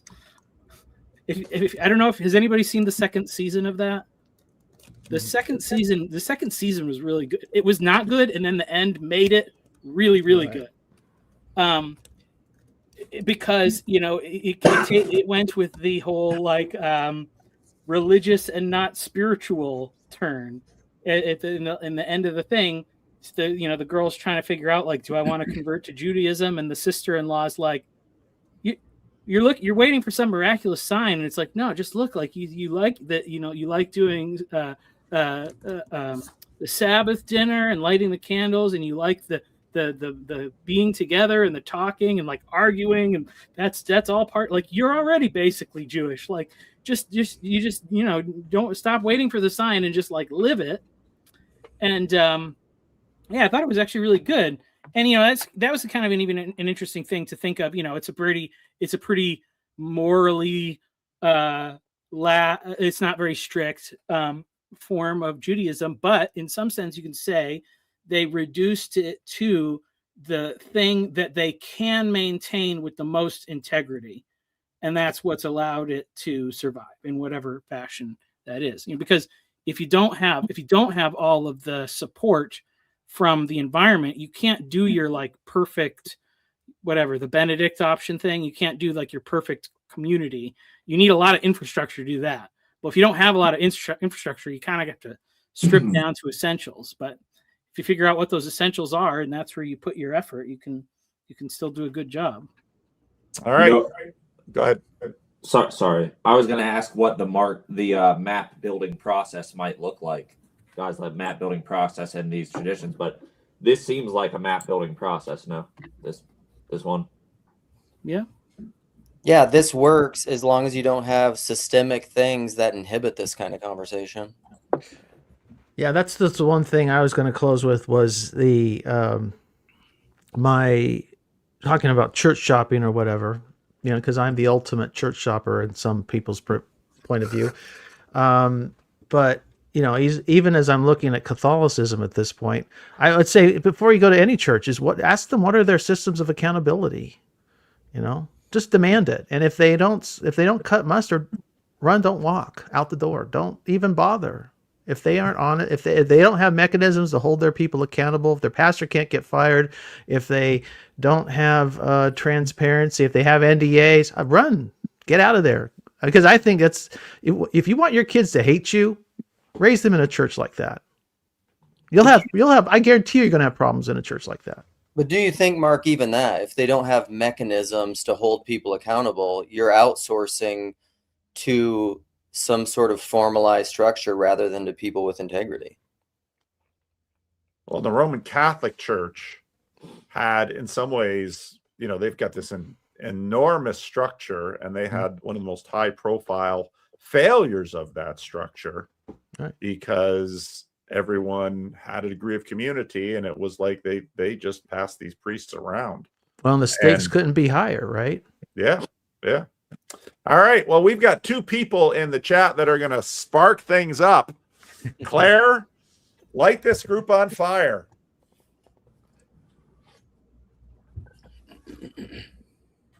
Claire, you're muted. Thank you. I'll just continue on the theme of accountability because, people talk about being accountable to God, and are politicians accountable to their voters, and what can voters do when politicians behave in a way that suggests that they are not accountable?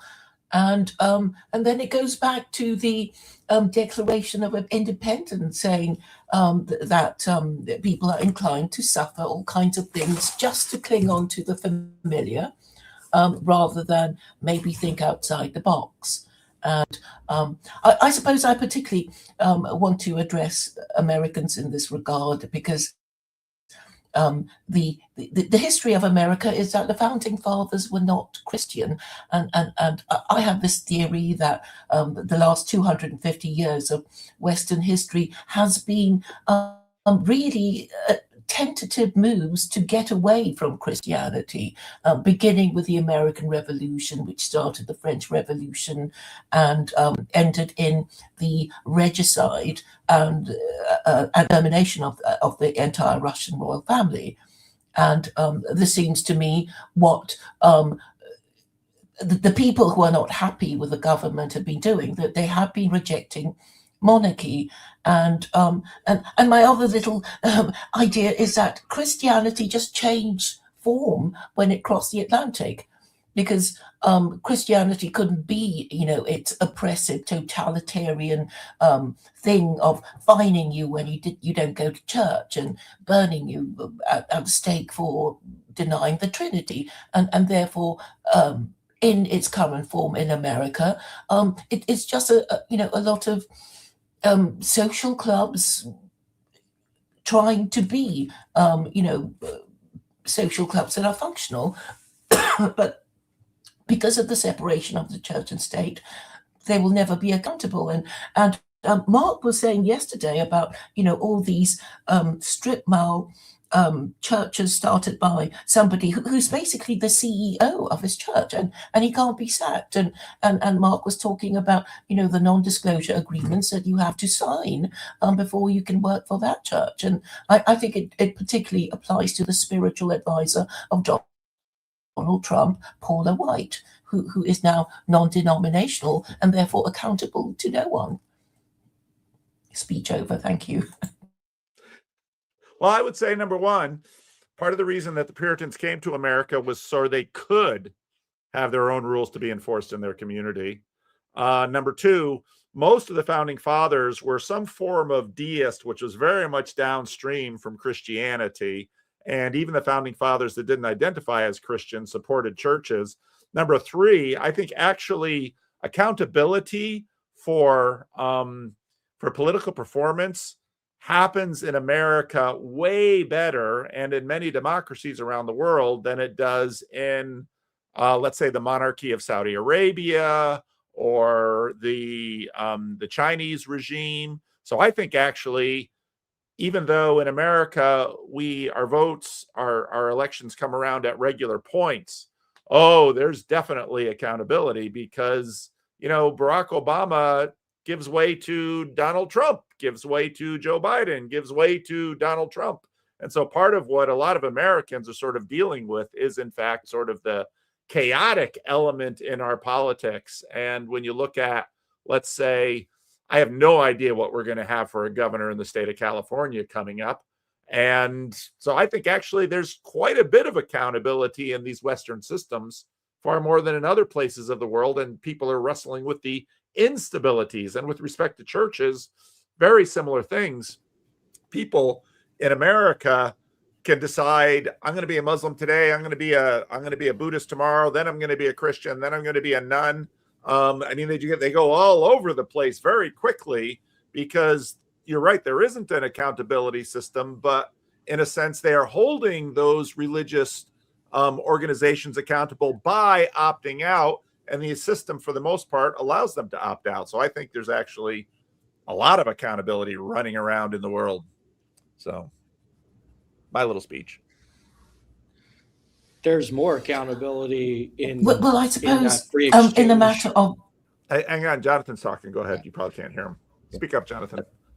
Yeah, I think there's more accountability when there's more options on the table, in a sense. Maybe I'm just repeating you, Paul, but whereas if there's a state church type of thing or a state religion, then you don't actually have that level of accountability. So yes, Paula White herself doesn't have accountability that she probably needs, but in the broader marketplace of Christian ideas in the US, just the fact that there's plenty of other groups that exist that are willing to call out craziness when it happens, then that is a form of accountability.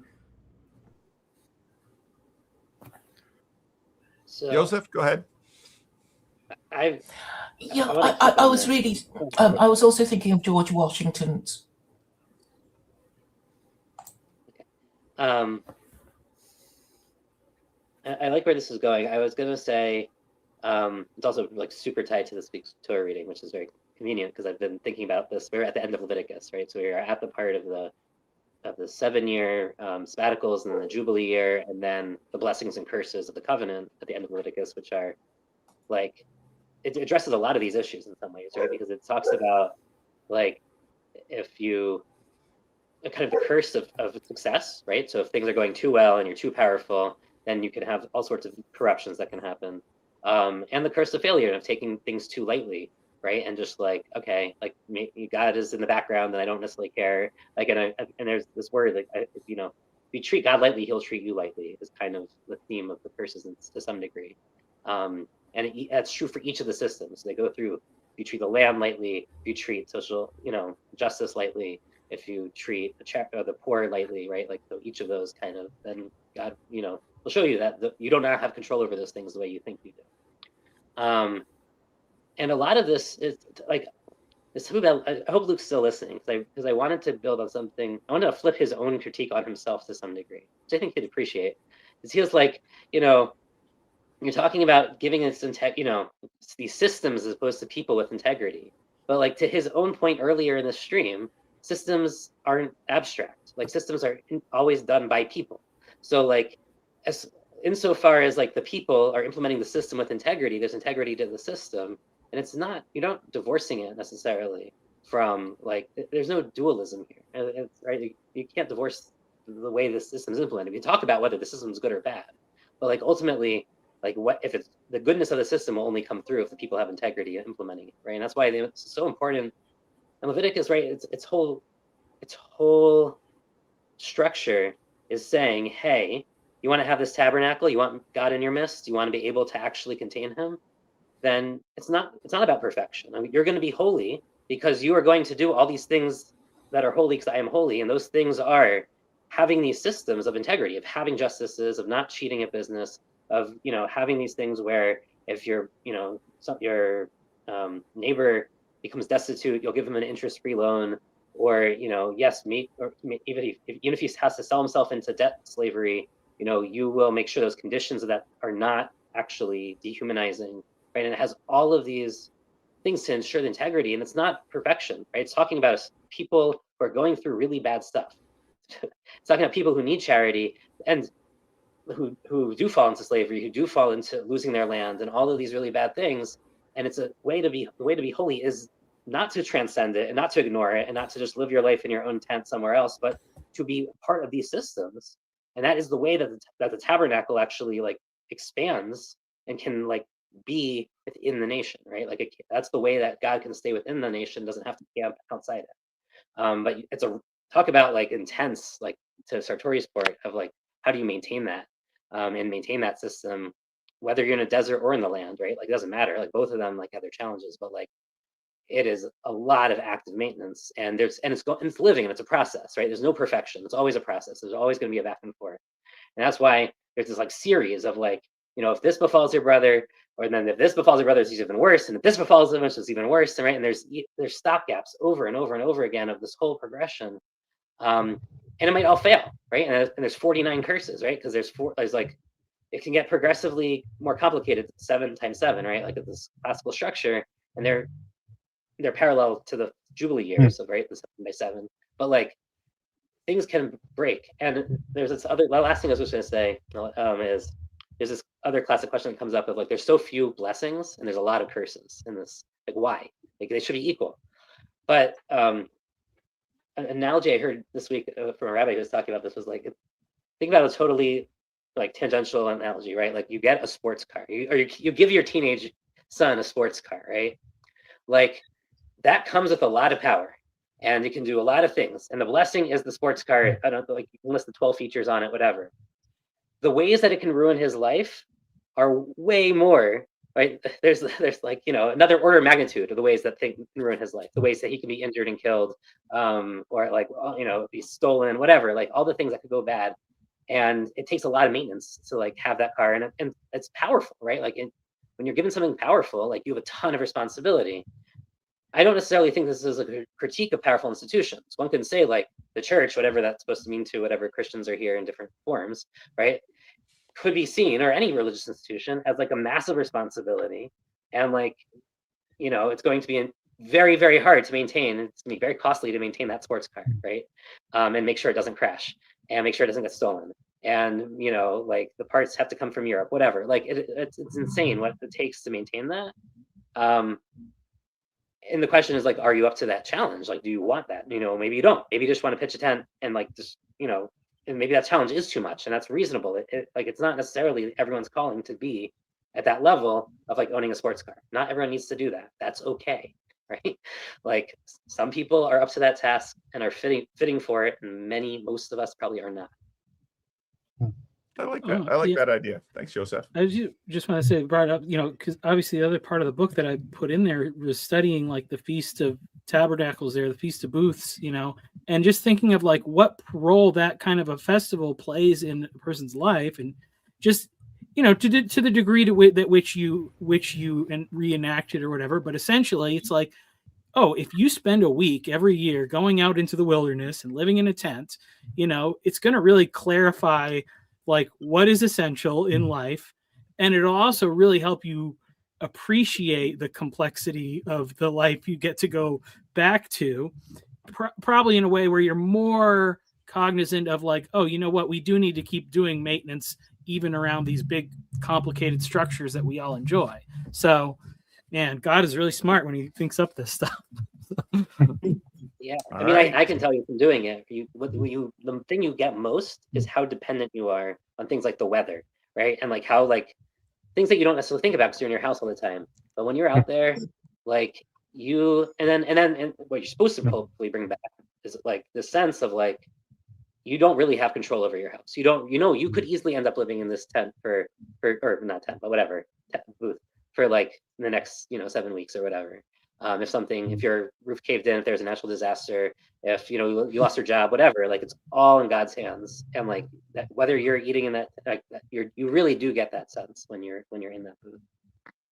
Yeah, as someone who's done a few distance cycling trips, I definitely can relate to that. That's one of the things you realize real quickly is just how little control we really have, and a lot of what we're doing, with these devices that we have, is they're flattering us and make us think we have control. We don't. But I mean, you do get a sense of just how small you are if you hit the road or if you hit the trail, and you're not in a car, you're either cycling or you're walking. And I think that I think that's part of the point of, not just the tents, but also pilgrimages. And and I'm thinking of Jesus is saying, and I think there's a way in which sometimes I've heard cynics are kind of correct in that they say, oh, love your neighbor as yourself. That's not a great moral teaching. And I mean, in a way they're right, because that's not, but the key is love your neighbor as yourself and love the Lord thy God with all thy heart, soul, and mind. And how do you do both those things? Because like if you've had a family member who has had issues with like drugs or run-ins with the law or things like that, how do you be honest with them, and how do you pursue the highest good and like dealing with that and love them at the same time? That's the hard part. I mean, that's where the conflict is, I think. I mean, because we all know people, and I mean, we're probably all guilty of it at a time, who get that equation wrong, right? I mean, the person who follows the maybe the letter of the law, but doesn't follow the spirit of it, so to speak, and they let it become, I don't know, that they they take the tools of the law, and instead of using them to mend people, they use them to kind of badger them or go after them. And I mean, you can do both things, and so.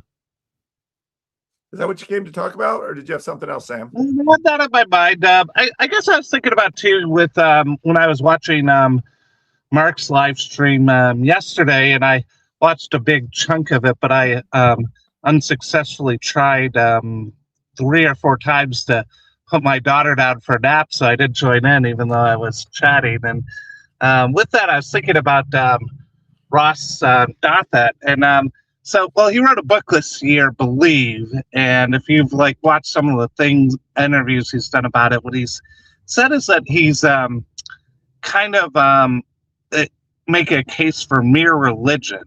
And I couldn't help but think of that phrase when I was listening to Mark yesterday. And I guess the question I had, I was thinking, if religion is good, and we're just saying religion qua religion, I mean, assuming that they couldn't be a part of another tradition? Would you encourage someone to be part of a religious tradition that, and I don't want to pick on any specific groups, so I'm just going to say that you kind of think of as being suboptimal?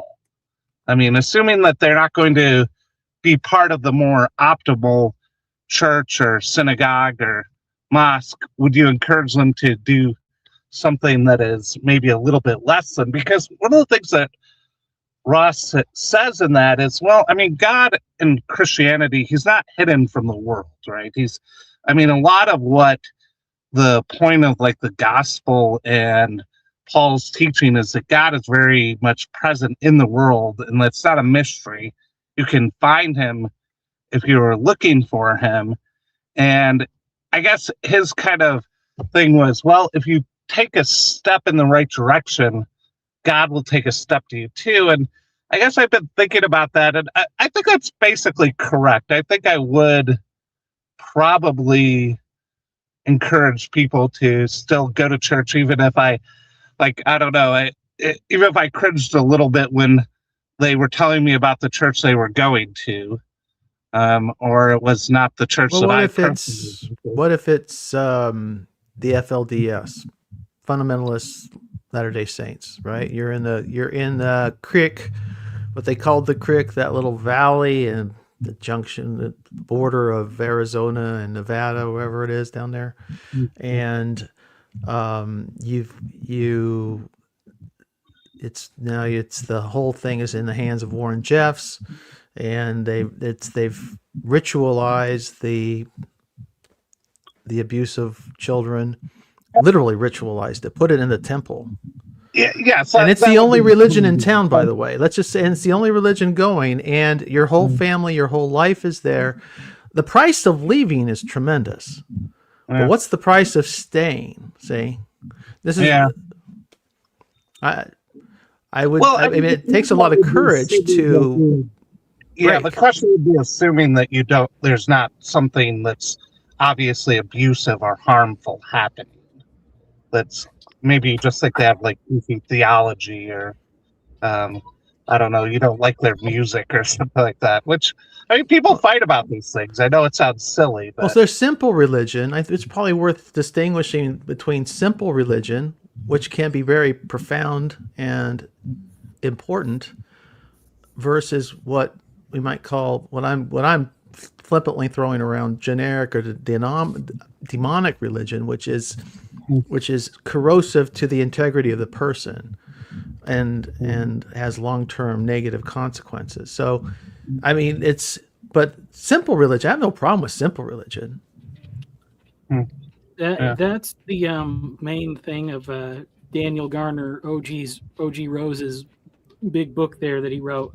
Like when he talks about indestructible maps, those are the sort of when a system gets too corrupt and it's too invested in its own protection, and it seals and blinds itself from any criticism. It actually takes the criticism and like turns it into justification. So yeah, that's a good one a good language for that. Joseph, you wanted it on this, then Paul Allen. Yeah, I really liked Mark and your stream yesterday. I saw the part that PBK clipped, the 30 minutes or so. As excellent.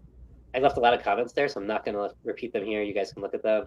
I do think, though, I really wanted, I liked how Mark, you were pushing on Paul, because Paul, you were mostly doing a defense of like mere religion or common religion or just community, not even religion, I would say, whatever. But that's not where the level, right, critique is, which is like, how do you just, like, among the religions, which are all going to be imperfect and all going to be made of people, right? Like, and the people, some of them will have integrity and some of them will not.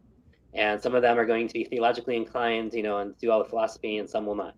Like, how, and then on top of that, the rules of those given religions, or the meta rules, or the spirits of those religions, like, how do you then choose them, right? And that's engaging. Okay, let's say we all agree that religion, or community, whatever, is good at some level. It's useful for humankind. But then, like, okay, how do you know that I mean, even this is like a frame choice, right? Because I like your FLDS. I think we're probably watching the same show on Netflix, right? So you, yeah, they're marrying children, which of course, like I think for all of us is against our principles and morals, and we would say that's like a worse religion because it's violating like a basic norm. For them, it's not violating a basic norm, and if you're actually in that environment, you would not necessarily know that it's violating a basic norm unless you've been secularized enough or encountering some other religious tradition or culture, right, that has a different value system. You wouldn't know. And I think this goes. I haven't read the Percy book, but like to some degree, right, the only reason that she's able to judge some of the things that are happening in her previous culture is because she's encountering other cultures that have different value systems, right? And she's deciding somehow that one is better than another, more valid than another, probably mostly based on utilitarian rules. But then we get to the curse of success, which is that the utilitarian rules eventually will fail. Because when they're actually too successful, they're going to fail. So like, where's that balance? How do you actually decide which community has those norms that, like, you know, maybe to everyone else is like obvious, but like it's not obvious maybe to someone who grew up in FLDS. Certainly wasn't obvious to those girls, right? Like the 12-year-old, 14-year-old girls who are in that, like, they are pretty darn devoted, and we can say if they're brainwashed or whatever it is, but like they're not. I mean, they grew up in the system, and that's the values that they've really been enculturated in.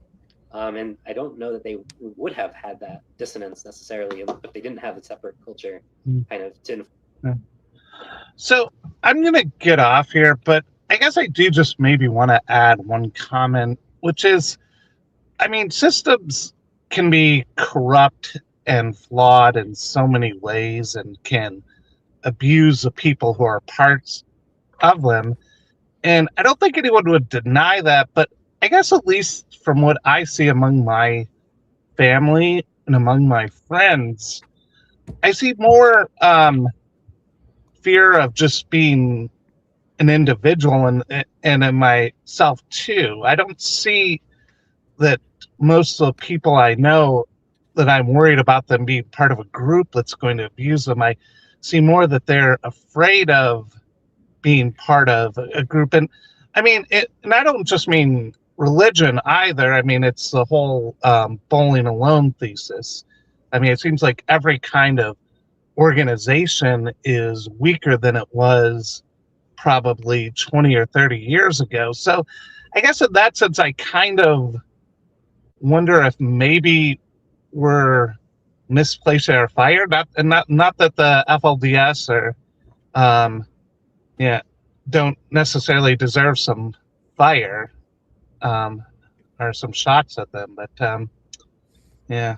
So all right. Well, anyways, I'm gonna get off and give these learned gentlemen some room to talk here. So, including our favorite seminarian who's in full cloud mode today. I see. All right, Paul Allen. Never go full cloud, man. You got to leave a little bit left for yourself. What don't lose yourself in the kayfabe. What is this live stream about? In many ways, this live stream is about institutions. So we have our universal basic institution man, Paul. Yeah, no, I think Joseph said most of the stuff that I was going to say, but I'll just frame a little bit then. I mean, I think there's two dimensions here. There's we could call it spiritual maturity or institutional participation, or that sort of how deep are you going in the thing? And then there's the ordering of the various choices of institutions you choose to engage in. And I think we sometimes conflate it, or I think sometimes the conversations are like, okay, we need to do more of this. But what does more mean? Does it mean moving to the right institution, or does it mean leveling up within the institution you are in? So you can be part of the same church, and I know you know this better than anyone else, PBK. There are people in the church who it's church's content, and they're just going to show up and they're going to get their serving of church ice cream, or and that's their participation. And then there are people who are living church fully and understand that they are the church, in that they're living out their life is they're living out the church in a pretty deeply connected way. And then there's everything in between. And maybe a healthy institution has a pathway for incorporating people for sort of this transcendence of going beyond yourself as consumer to yourself as living in the body of Christ, or living your faith in a holistic way as it is. And I think a lot of the frustrations are, I mean, I would have frustrations with FLDS because I think they are trying to constrain people within certain roles, and don't ask these questions, don't become the thing. And there's a very, because the becoming the thing is actually a role of manipulation. That's a judgment. So, but if it's a cult, that like being the leader is like knowing the inside information and controlling the other people. That's one definition of a cult. Yeah. So, I guess I'll hand it off. But I think those are where I've been treading recently. All right. Thank you, Paul. Mr. Balloon Man, you're muted. Hello. Hello. Here we go. Yeah, I wanted to touch on this idea of demonic religions for a second, because it is a pretty incendiary framing. And for the record, I mean, I'm on the record as an infernalist, so yeah, everyone should repent and believe the gospel. But yeah, so lest be burned. But at the same time, like, also how you approach these things is really important, because the whole point is to do things that don't entrench people further in their error. And it's really, really easy to judge an entire tradition standing on the outside of it, because you have this low resolution picture of the thing in full. Where's that going here? And so I think a couple of things to kind of add on here is just one of the things is like sort of kind of enhancing the vocabulary a little bit of not just the binary of demonic versus angelic, but also levels of like adding categories of fallenness. Like spiritual categories like principalities and powers are also important, and just recognizing the role that all the other religions play in the providential ordering of the world. Providing order is a good. That is a really, really important good. Like what's the phrase? Like better to live. Gosh, better to live 1,000 days under tyranny than 1 day under anarchy. It's order is a really, really important good, and it's really, really hard to establish, and you miss it when it's gone. And so appreciating the fact that these are holding societies together. Again, we mind that religion is just a mess of a word. It's just a mess of a word. And like I think it's almost a worthless word, and things like sacred social order are a much better way of getting at what a religion is. And starting to ask the question, how is this religion holding these people's lives together? Like, one, when you start to kind of sniff that out like a good detective, you could then start to figure out how to help people find that elsewhere in a healthier place. And then to bring it back to what Michael had said earlier, like, I think when you're one of the ways to push back if you feel like the order is becoming corrupt is to be that person of integrity within that. And that is one of those key parts. I really end up having to go here real shortly. I really loved hanging out here today, and just encourage everybody to go start pitching tents, and being those people of integrity. I really love that it's centered around that. All right. Thank you, Jonathan. Thanks for participating, Jonathan.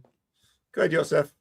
So just a very brief, I didn't talk too much. I was watching this week some videos from a year ago of from Father Andrew Hara, who's a Anglican Catholic, and he started as a nominal Protestant, then became a Lutheran, became Eastern Orthodox, then became Catholic, and almost became a priest, and then became Anglo-Catholic. And he spent years in each of these. I mean, he's not that old, but he spent a good chunk of time each of these inside. And it was really interesting. So what I was thinking about is like, what was motivating him in his choices of movement? And what were the principles, and did he know them beforehand, or was he working them out as he went? It's also hard to tell that because we're hearing this after his journey. But it was a fascinating, it wasn't super long. It was like maybe, there's 3 episodes that maybe were just over an hour total, hour 20. But it was just like, I was trying to figure out how is he, what were those values that he was bringing in? And they tended to be somewhat secular values, kind of, I would say, an ecumenical bit, pieces about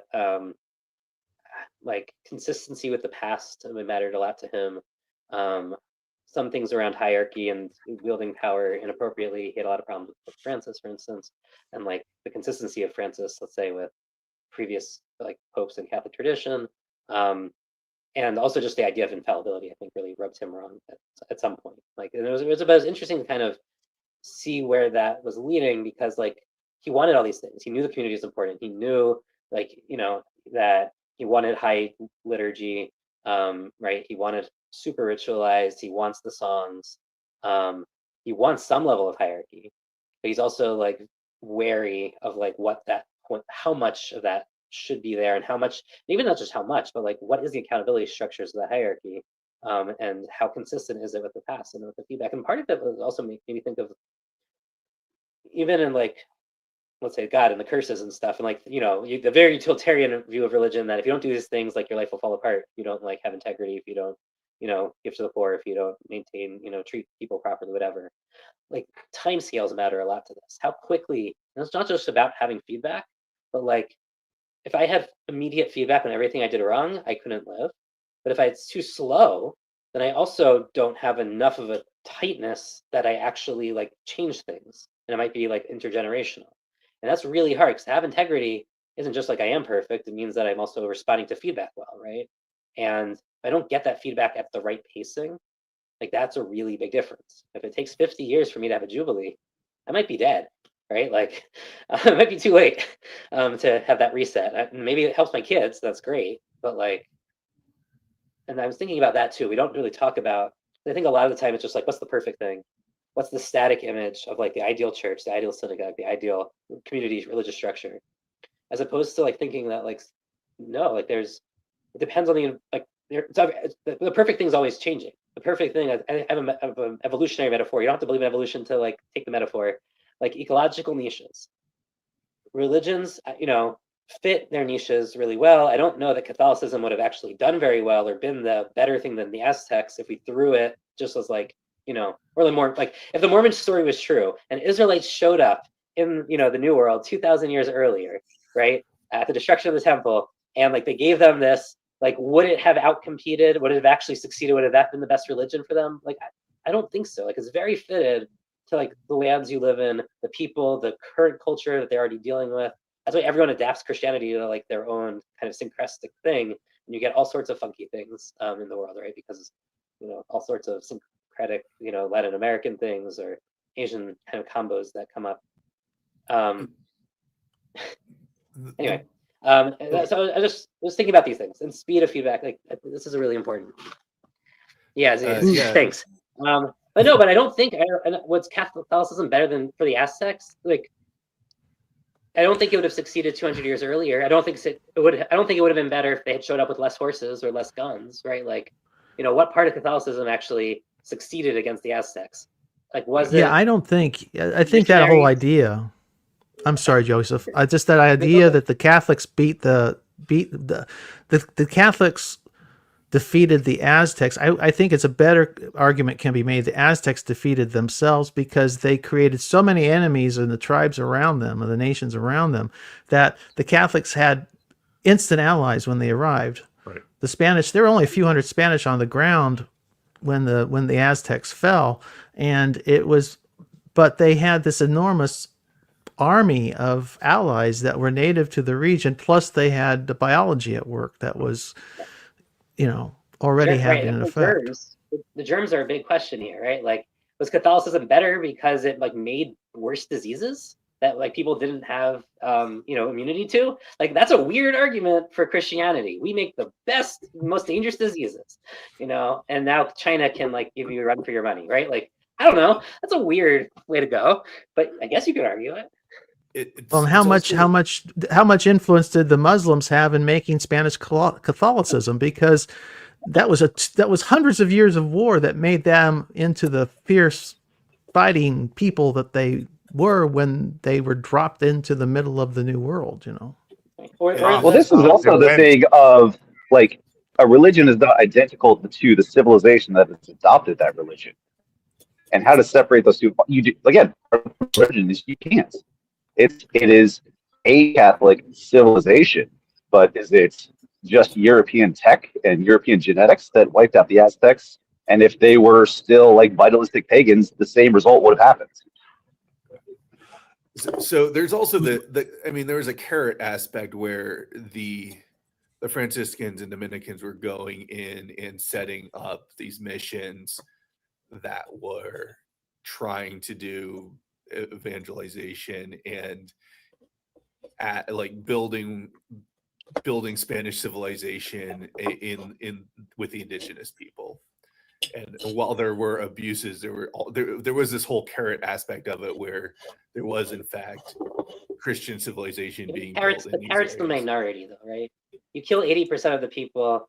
The carrot's like, maybe half of the remainder is like sort of getting the carrot, but part of it's also abuses, maybe half of the half.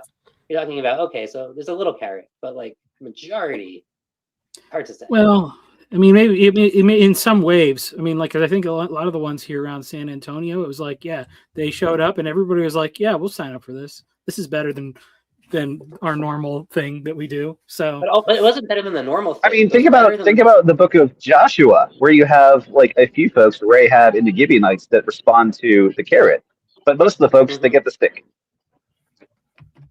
I want to mention. I just wanted to mention that when Yosef was bringing up Jubilees, because that is tough, but trying to figure out, but it's.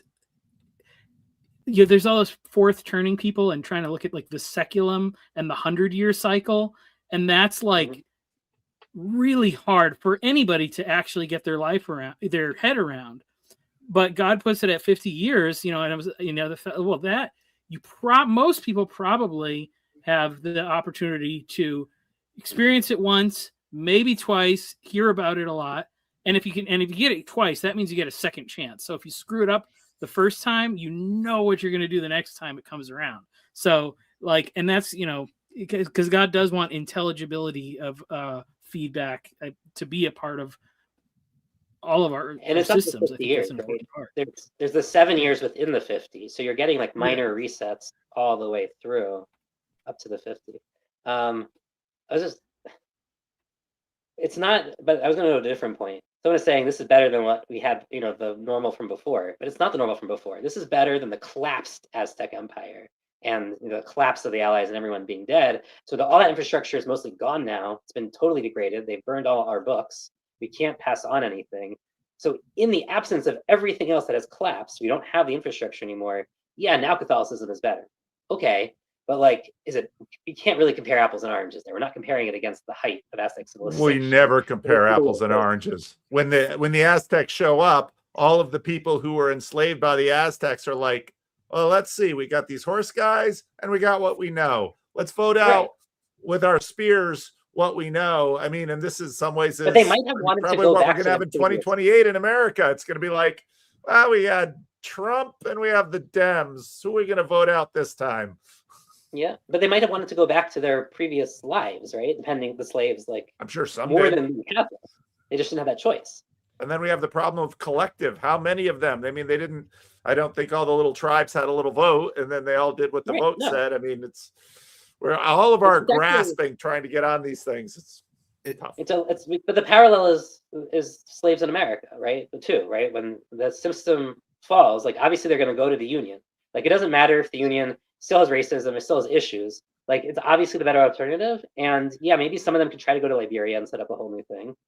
That's going to be really hard and expensive and not so easy, and they're going to have challenges there. But like some will try, but ultimately like they're stuck in like picking between two alternatives they don't really like. Well, a huge percentage of those slaves were of mixed race by the time the Liberian game was at work. So, you know, what are you? You know, when you're 3-4 generations into being on a continent away from your home, and your father is your owner's grandfather or something. I mean, you know what I'm saying? I mean, it's just, your lineage is you're what are you? You have nothing but here to be, because this is your home as much as anybody's. Which is the problem of 100-year cycles and why that's too slow, right? Welcome to the TLC. I was gonna also mention that we also have the problem of sort of these implicit versus explicit religions. A video that got aborted this week was I'm taking a look again at Leslie Newbegin's Foolishness to the Greeks, which is a fun read from the 80s, where he returns from India to England, to a land that had changed radically since he left for England to India to be a missionary. And he very much gets into the implicit religions of modernity. And so part of, you know, I think, and, you know, we have always this what is the TLC chatter? And is this my cult that I have made? And I have somehow, you know, I have ensnared all of you in my nefarious cult, this high control system that we have going here. But even something like what we're doing here with all of our chaotic ramblings, there's all this implicit structure that we, by virtue of our behavior, submit to. And there's these implicit arguments of justification that we submit to. And it's these are also always present among us. So in one sense, one might ask the very interesting question: what did the Spanish and the Mesoamericans have in common that made the transactions in that moment intelligible, that navigated them? And that's, of course, I think part of the reason why we go back to things like evolutionary biologists and critters like that to try to discover the larger frames. Hey, I'm gonna have to go here in just a moment. I just want to say this last piece, because so much of what you guys, I came out of the lurk today, and a lot of positive threads were pulled together for me. Like, I'm sure people coming into this conversation thought it was confusing, but the individual versus the institution thing, whether you're pitching the tent or running the temple, like those ideas have been helpful for me. This is a great map making space. I will have to say that I'm definitely a tent pitcher, and I'm trying to understand like what the natural hero's journey progression is to really entering in the temple and being a part of it. Yosef, I liked your point about the sports car. Man, a sports car sounds risky, dude. I'm not a sports car guy at all, if you guys can tell.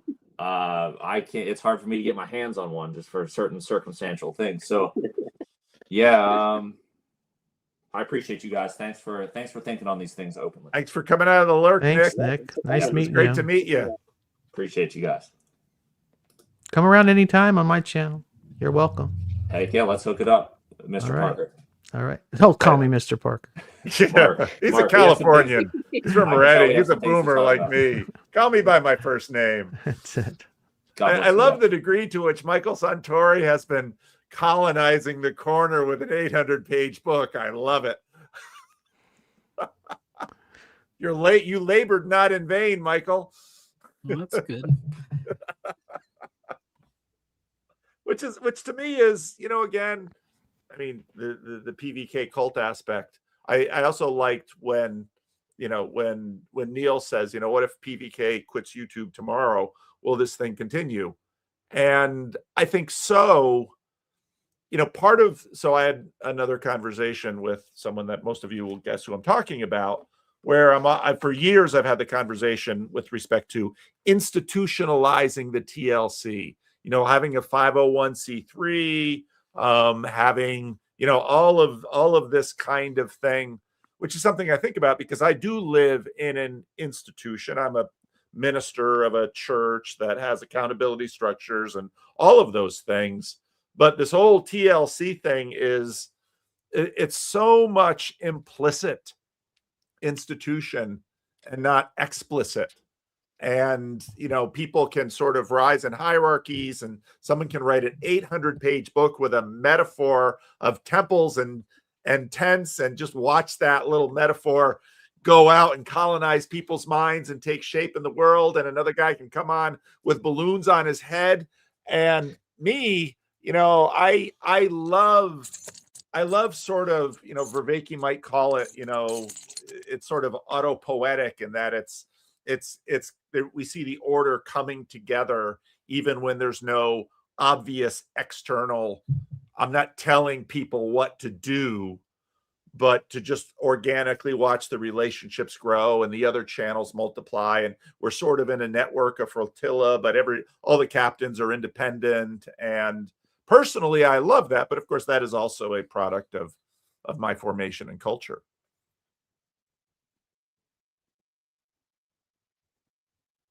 I'll take this opportunity to bow out. Thanks to everybody. It's good seeing you, talking to you. I appreciate the good panel and good discussion, and I'll keep chewing on this stuff. You can find Mark D. Parker over at Mark D. Parker. Just make Not sure you anymore. put the D in there. It's pseudo-Catholic. Yeah, but if you type in Mark D. Parker into the YouTube search, that's it. That's the easiest way to get you. That's true. That's true. All right. Thanks, Paul. All right, Mark. Thanks for coming on today. Bye-bye. All right. I'm unpinning the message, which means we're going to land the plane soon. And part of what I really like is that we continue to learn from each other. So, Luke's like taking people off the stage as they say their last words. I'm not declaring last words yet, but I'm definitely going to close this down by the top of the hour. Something I appreciate is Matt or Skinkenstein, when he did the call for, okay, I want detective stories.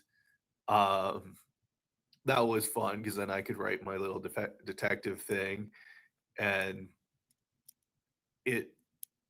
I think having these loops of things to think upon and then move on is good for the collective cognition. And so while it's not explicitly disciplined, I think it creates some structures where I can go think about something and then come back to the group and have explicit feedback on what other people are thinking on those same structures. So And despite what Lacey says, Claire has become a legitimate captain in this flotilla. Isn't that cool? I love it. Yeah, no, you can have a good communities are defined by their gargoyles. Someone's got to figure out where the boundary is. I love it. And also, thank you, Paul. I love your piece. It's great. I don't even need to write an introduction to this one. You've kind of set the table so well for what this issue's about. So I can't wait for the rest of you guys to see it. Should be fun. What piece did I write? Oh, that Paul. Okay, I was thinking I didn't write anything. Who's here that I'm not getting in? Oh, the corner citizen. But you got to show your face, corner citizen. Please, we're dying to see that mog. Oh yes, we definitely are. Garrett, what do you have to say? I have, for those of you who are in No 8 No Ads, you can enjoy a really awesome rando with Garrett. Yeah, we tried to not talk about computers the whole time with varying success, but Yeah, I wanted to jump in and something that Michael Sartori said towards the beginning when you were talking about tension between monks and knights and how that relates, I think, to this individual institution dichotomy. I was thinking about how in the New Testament it's clear that in an important way there's no such thing as an ideal Christian, because the Christian ideal is Christ. And the only sense in which we are Christ and identify with him is collectively, right? And so that's the diversity and unity within the body of Christ. And so he's embodied collectively, but individually that tension remains in that the ideal expresses itself diversely throughout the collective. That was just something that this conversation had got me chewing on. The ideal expresses itself diversely through the collective. I like that sentence.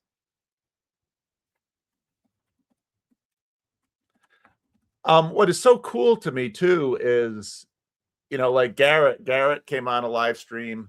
He's relatively new, but I love it when, new people emerge. And, I did Everett, and Everett has launched his channel, and Brett has launched his morning show. And we've sort of got this whole new morning thing going on now, which is really cool.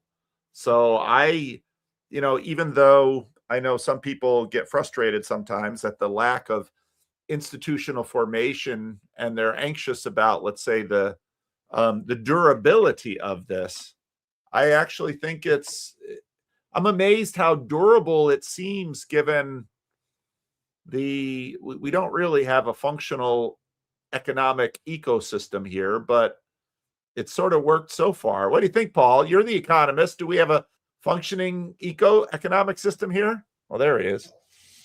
I mean, if everyone goes to the bar, you see the same 12 people at the bar for 10 years straight.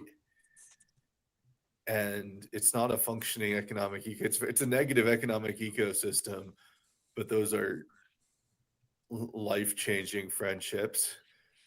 Now I'm equating this little quarter to the bar, so that's not great for all of us, but it's if you look at time use, like there's important, like when I say look at time use, when you look at time use surveys, there's a lot of important time which is non-productive time, and I would non-economic productive time, and I think that's where a lot of the person is formed. So and I was thinking a lot this week about the similarities to a bar or a pub, and somebody's got some echo. I don't know if that's you, Alan. And so much of I was talking to my wife about this, how many good men struggle with friendship. And what I think we've facilitated here is we've used the internet to create friendships. And I think Neil Daedalus has been right about this all along, that what we've sort of done is created kind of a collective non-drinking pub. And with these various live streams that are happening, I mean, certain live streams have certain regular people, but we've got enough live streams that, I know reliably who I can find over by Mark Parker, and who we'll find in the very early morning shows with Chris Howard, and what the various Jacob's Corner live streams, who will go there. And we are developing friendships. And this is, I think, so important for men, because we're so often working in office situations or isolated. There was a degree of community I had working at a lumber yard when I was in college, but as a pastor, it's a little bit difficult, because my relationships in church, although there are definitely friendships in church, The church, because there's a hierarchy there, it's a little difficult because as a pastor, regardless of what the Protestants would like to achieve, I am a little set aside. And so what I've really enjoyed about what has grown here are the friendships. And then of course, then we have the conferences where you can see people live. And so I just think I think it's fundamentally very healthy, and it's been healthy for me.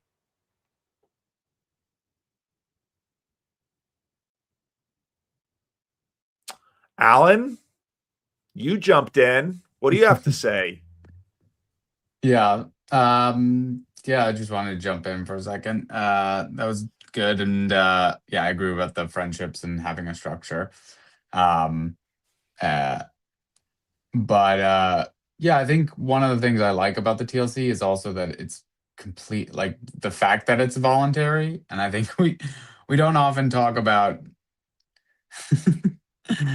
like systems that aren't voluntary and what that would really be like. And sometimes, it's so easy to be like, oh yeah, if we had if everybody had to go to church on Sundays, if everybody had to work the fields, oh man, if I could just be a serf on a medieval farm. And now I can't even use that as like a joke because people there are legitimately people who are like, yeah, that would be the best, our little king of fiefdom would be some weird Catholic guy in southern Germany and southern Bavaria, and it'd be awesome. I'm like, I'm not even saying like, oh, because I think that would be a horrible idea. I'm just saying it's funny how back in the day you could even as a touch point, you could at least be like, it'd be terrible to be a medieval peasant. And now literally I run in so many circles where that's not even true. But the point just being of having circles that are completely voluntary where you choose how much you want to participate and what you give to it.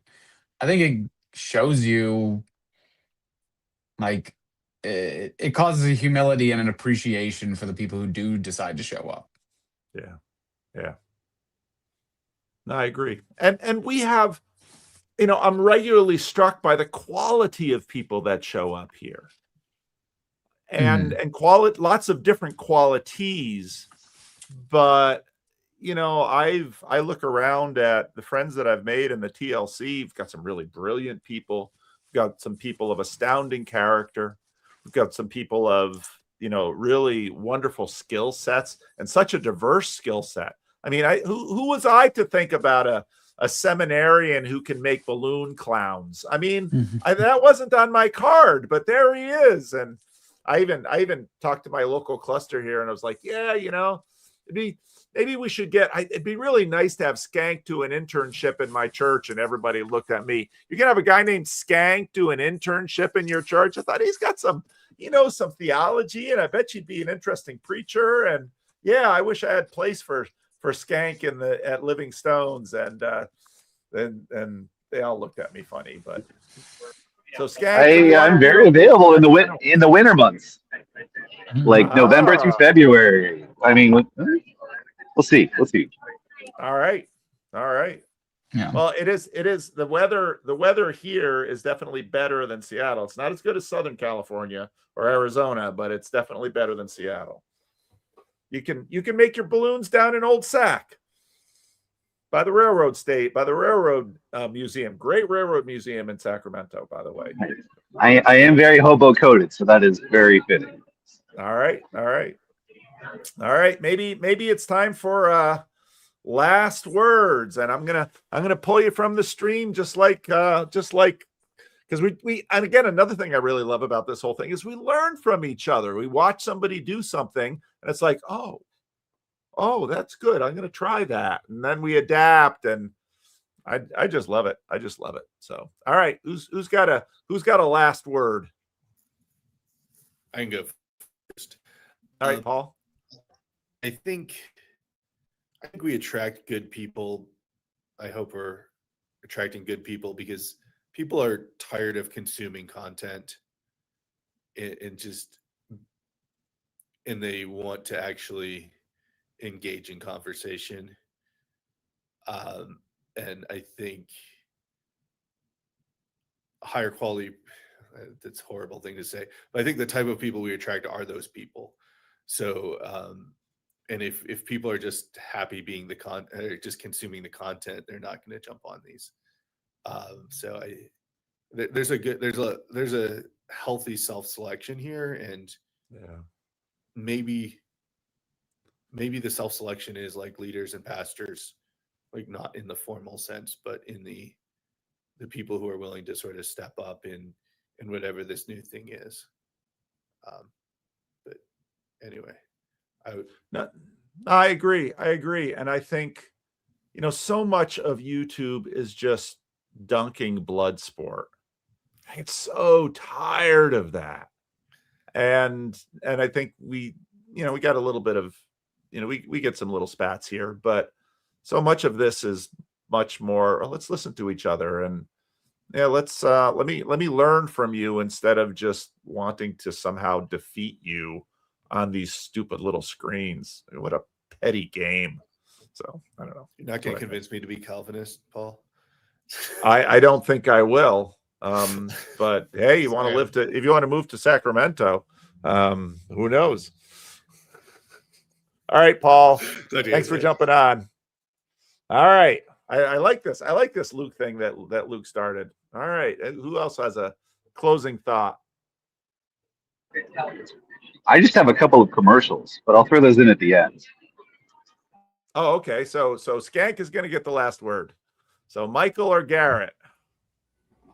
Well, nobody figured out how we were supposed to make money while I was gone, did they?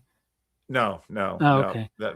We've not figured that out. So I'm thinking. Well, yeah, I may have a semi TLC related road trip upcoming. So my wife thinks it's embarrassing, but I'm like, I don't care. We need money, so we'll figure out a way to fund it. But otherwise, I should be able to be present for some portion of your Austin trip. So I'll see you then. Some portion of our what? Your Austin visit. Oh, wonderful. Oh, that'd be great. Probably on the Saturday thing. I think my wife and I might be able to make it. Awesome. So, all right. Looking forward to it. Take care, Michael. Garrett, what do you have for us? You can promo the rando that'll come out. The way this Friday is working out, there might not be a homeroom for Monday, so it might come out Monday. I don't know when it'll come out, but it's in no ads. Yeah. If you like I said, we talked a lot about compute, but I think we brought it back around towards the end. So I had a great time with that chat. I think what Paul Allen said was really spot on before he left just a second ago. I think finally participating in the corner has helped me appreciate that if you really want to get to the substance of a conversation, I think you can't overlook the fact of the conversation. And I think conversation is itself a different medium than just consumption. And I don't think you can really get it until you're in it. And so I think I'm finally starting to get it. All right. Very good. Thank you, Garrett. And yeah, so that's sort of an ad for, when I put out, if you remember, 5 new free memberships just came out there, and probably sometime again this month, I'm going to do this Friday thing, and I'm going to post the link Wednesday or Thursday, and you can sign on. And if you've got the time, you can participate in this. You can come out of the lurk like Nick did today. And but there's lots of other live streams at different times of day that you can jump in, and almost everybody will ask you for a little bit of your story and how did you find us and what are you doing here and what you find useful. And I mean, that's just sort of the ritual that we go through here. So wonderful. Thank you, Garrett. Great to see you again. All right. So we got some campfires coming. Yeah, so I have 3 big announcements right now. I mean, one is the zine. One is the zine. We're currently still collecting stories, commentary on the theme of detectives. You can email those or contact me at thislittlezine@gmail.com. But that's the less important. We do have, again, a bunch of campfires. There is the Greater Regional Aggression Protocol, June 12th through the 14th. There's going to be a big campfire in the Pacific Northwest. You're welcome. Just let us know that you're coming so we can figure that part out. Or start your own campfire wherever you are. Once again, feel free to reach out to me, thislittlezine@gmail.com. And I'll let you know who's doing what where, as best I can tell. And the big one, the big one, the one I'm most excited. Well, I'm excited about all of these, but Shakespeare has finally arrived at the corner.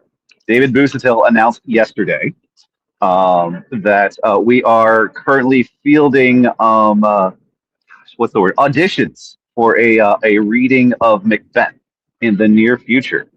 So you're welcome to reach out to him, David Busuttil. He's asking that you read the first soliloquy from Hamlet. So that's Act 1, the end of Scene 2, which I have here. If you want a little promo performance, I will happily give you my own reading. But yeah, reach out to David and Grimm are your two main points of contact. But also, if you email me, I will redirect you to them straight away. All right. But yeah.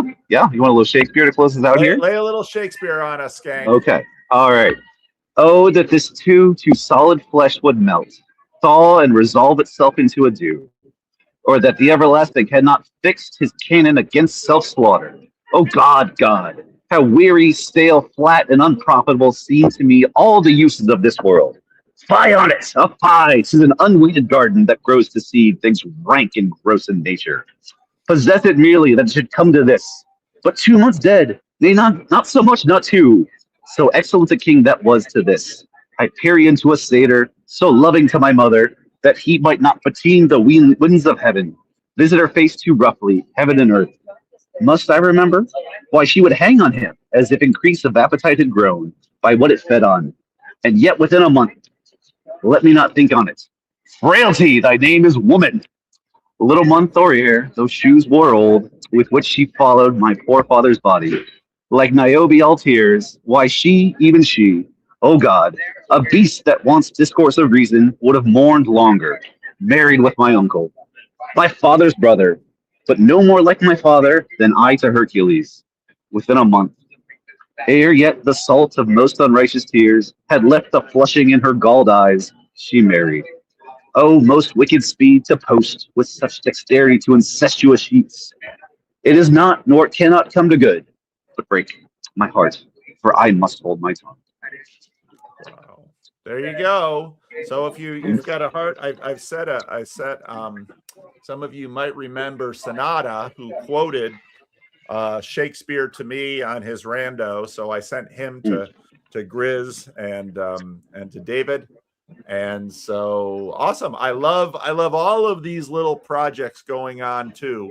I think that's so healthy in an ecosystem where, I mean, we had this right from the start at Bridges of Meaning. There was a little writer's circle. There were all these things. So you've got a zine, got some Shakespeare, all these little, I really do think that TLC is also very much a maker space. There's a lot of people making stuff here. And I think that's absolutely tremendous. All right. So thank you, Skank. Thank you for participating. And we will, I because it's a maker space, I just love Chad's poem. So I'm going to play it again, and then we'll have dog bark. I had someone send me Walk With Me, done by the jazz band in their Episcopalian church, which was so cool to see. So thank you all for joining, and we will see you on another Friday. And you can find, we still don't have an adequate TLC directory or a bulletin board. And for a while I was looking at starting a wiki, just something that, it's just so difficult to kind of get information out there to people who want to participate in something. So at some point that'll bubble up. We have the TLC search engine where you can search for words. We have the RSS feed where you can ignore algo and just get TLC content straight to your newsreader. And bit by bit, I think the ecosystem will continue to grow, and we'll continue to have new things coming. So thank you all for joining us. Still I have it. There are moments I conveniently forget that I'm a 40-year-old man. The last vestiges of a ghost long dead. The ghost with a Messiah complex. A Messiah too lazy to rise or ascend. Happily hurt and hard. The hanger-on or haunting of a time past. A heroic dream of the harrowing of hell. Failure to launch. Cling to a life vest, treading in spells that linger and last.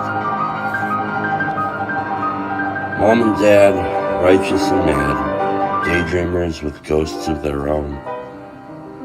My memory of them stoic, looking with aims to pretend, always on the brink of somewhere, each a child dancing on the fence. On down the river, dreamt in the sunshine, Saturday morning cartoons, the only Sabbath I knew. A disciple of Jim Henson and John Hughes. Worship in cathedrals where the toys are us, baptized in ball pits, a clown served the sacrament we eat, more Pepsi and Pizza Hut, say please, say cheese. Between Kurt Cobain, a scrambled cable screen, towers tumbling, Super Bowls and reality TV, the ghost is constitutionally unwilling and intrinsically unable to see and be seen, searching madly for attention to seek. But you could be anything. Never say never. If you've got nothing nice to say, don't say nothing, ever. Don't talk to strangers. See what I say. Just do it. You don't listen very well, do you? You don't do very well, do you? You're not looking too good, are you? Keep up. Appearances aren't what they seem. Will you ever grow up? You look like you're stuck. I think you took too much. Echoes the ghost within the host, who prays the dead bury their dead and stay buried in a fading dream.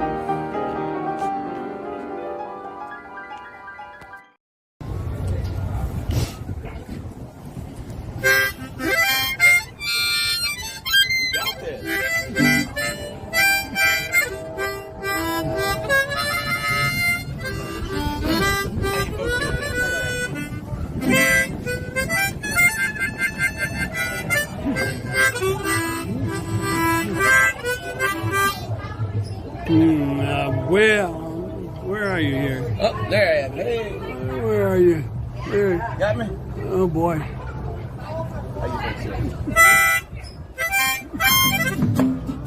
Yeah.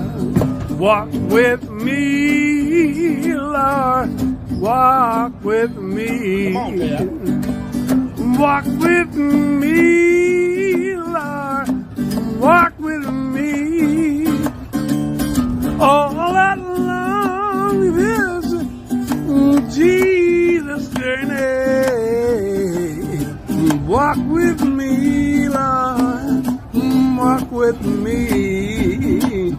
Yeah. Walk with my mama. You walk with my mama. Walk with me. Walk with me too. You walk with my mama. Yeah. Walk with me. And walk with me too. Oh, yeah.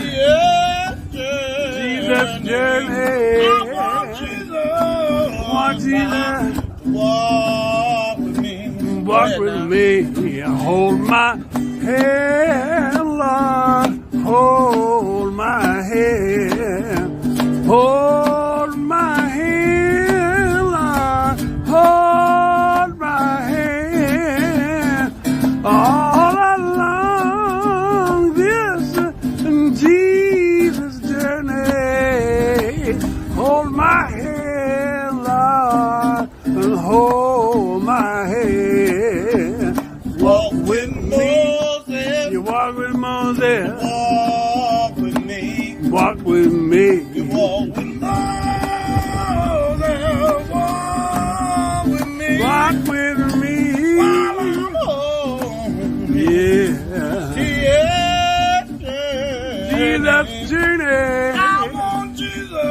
want Jesus to walk with me.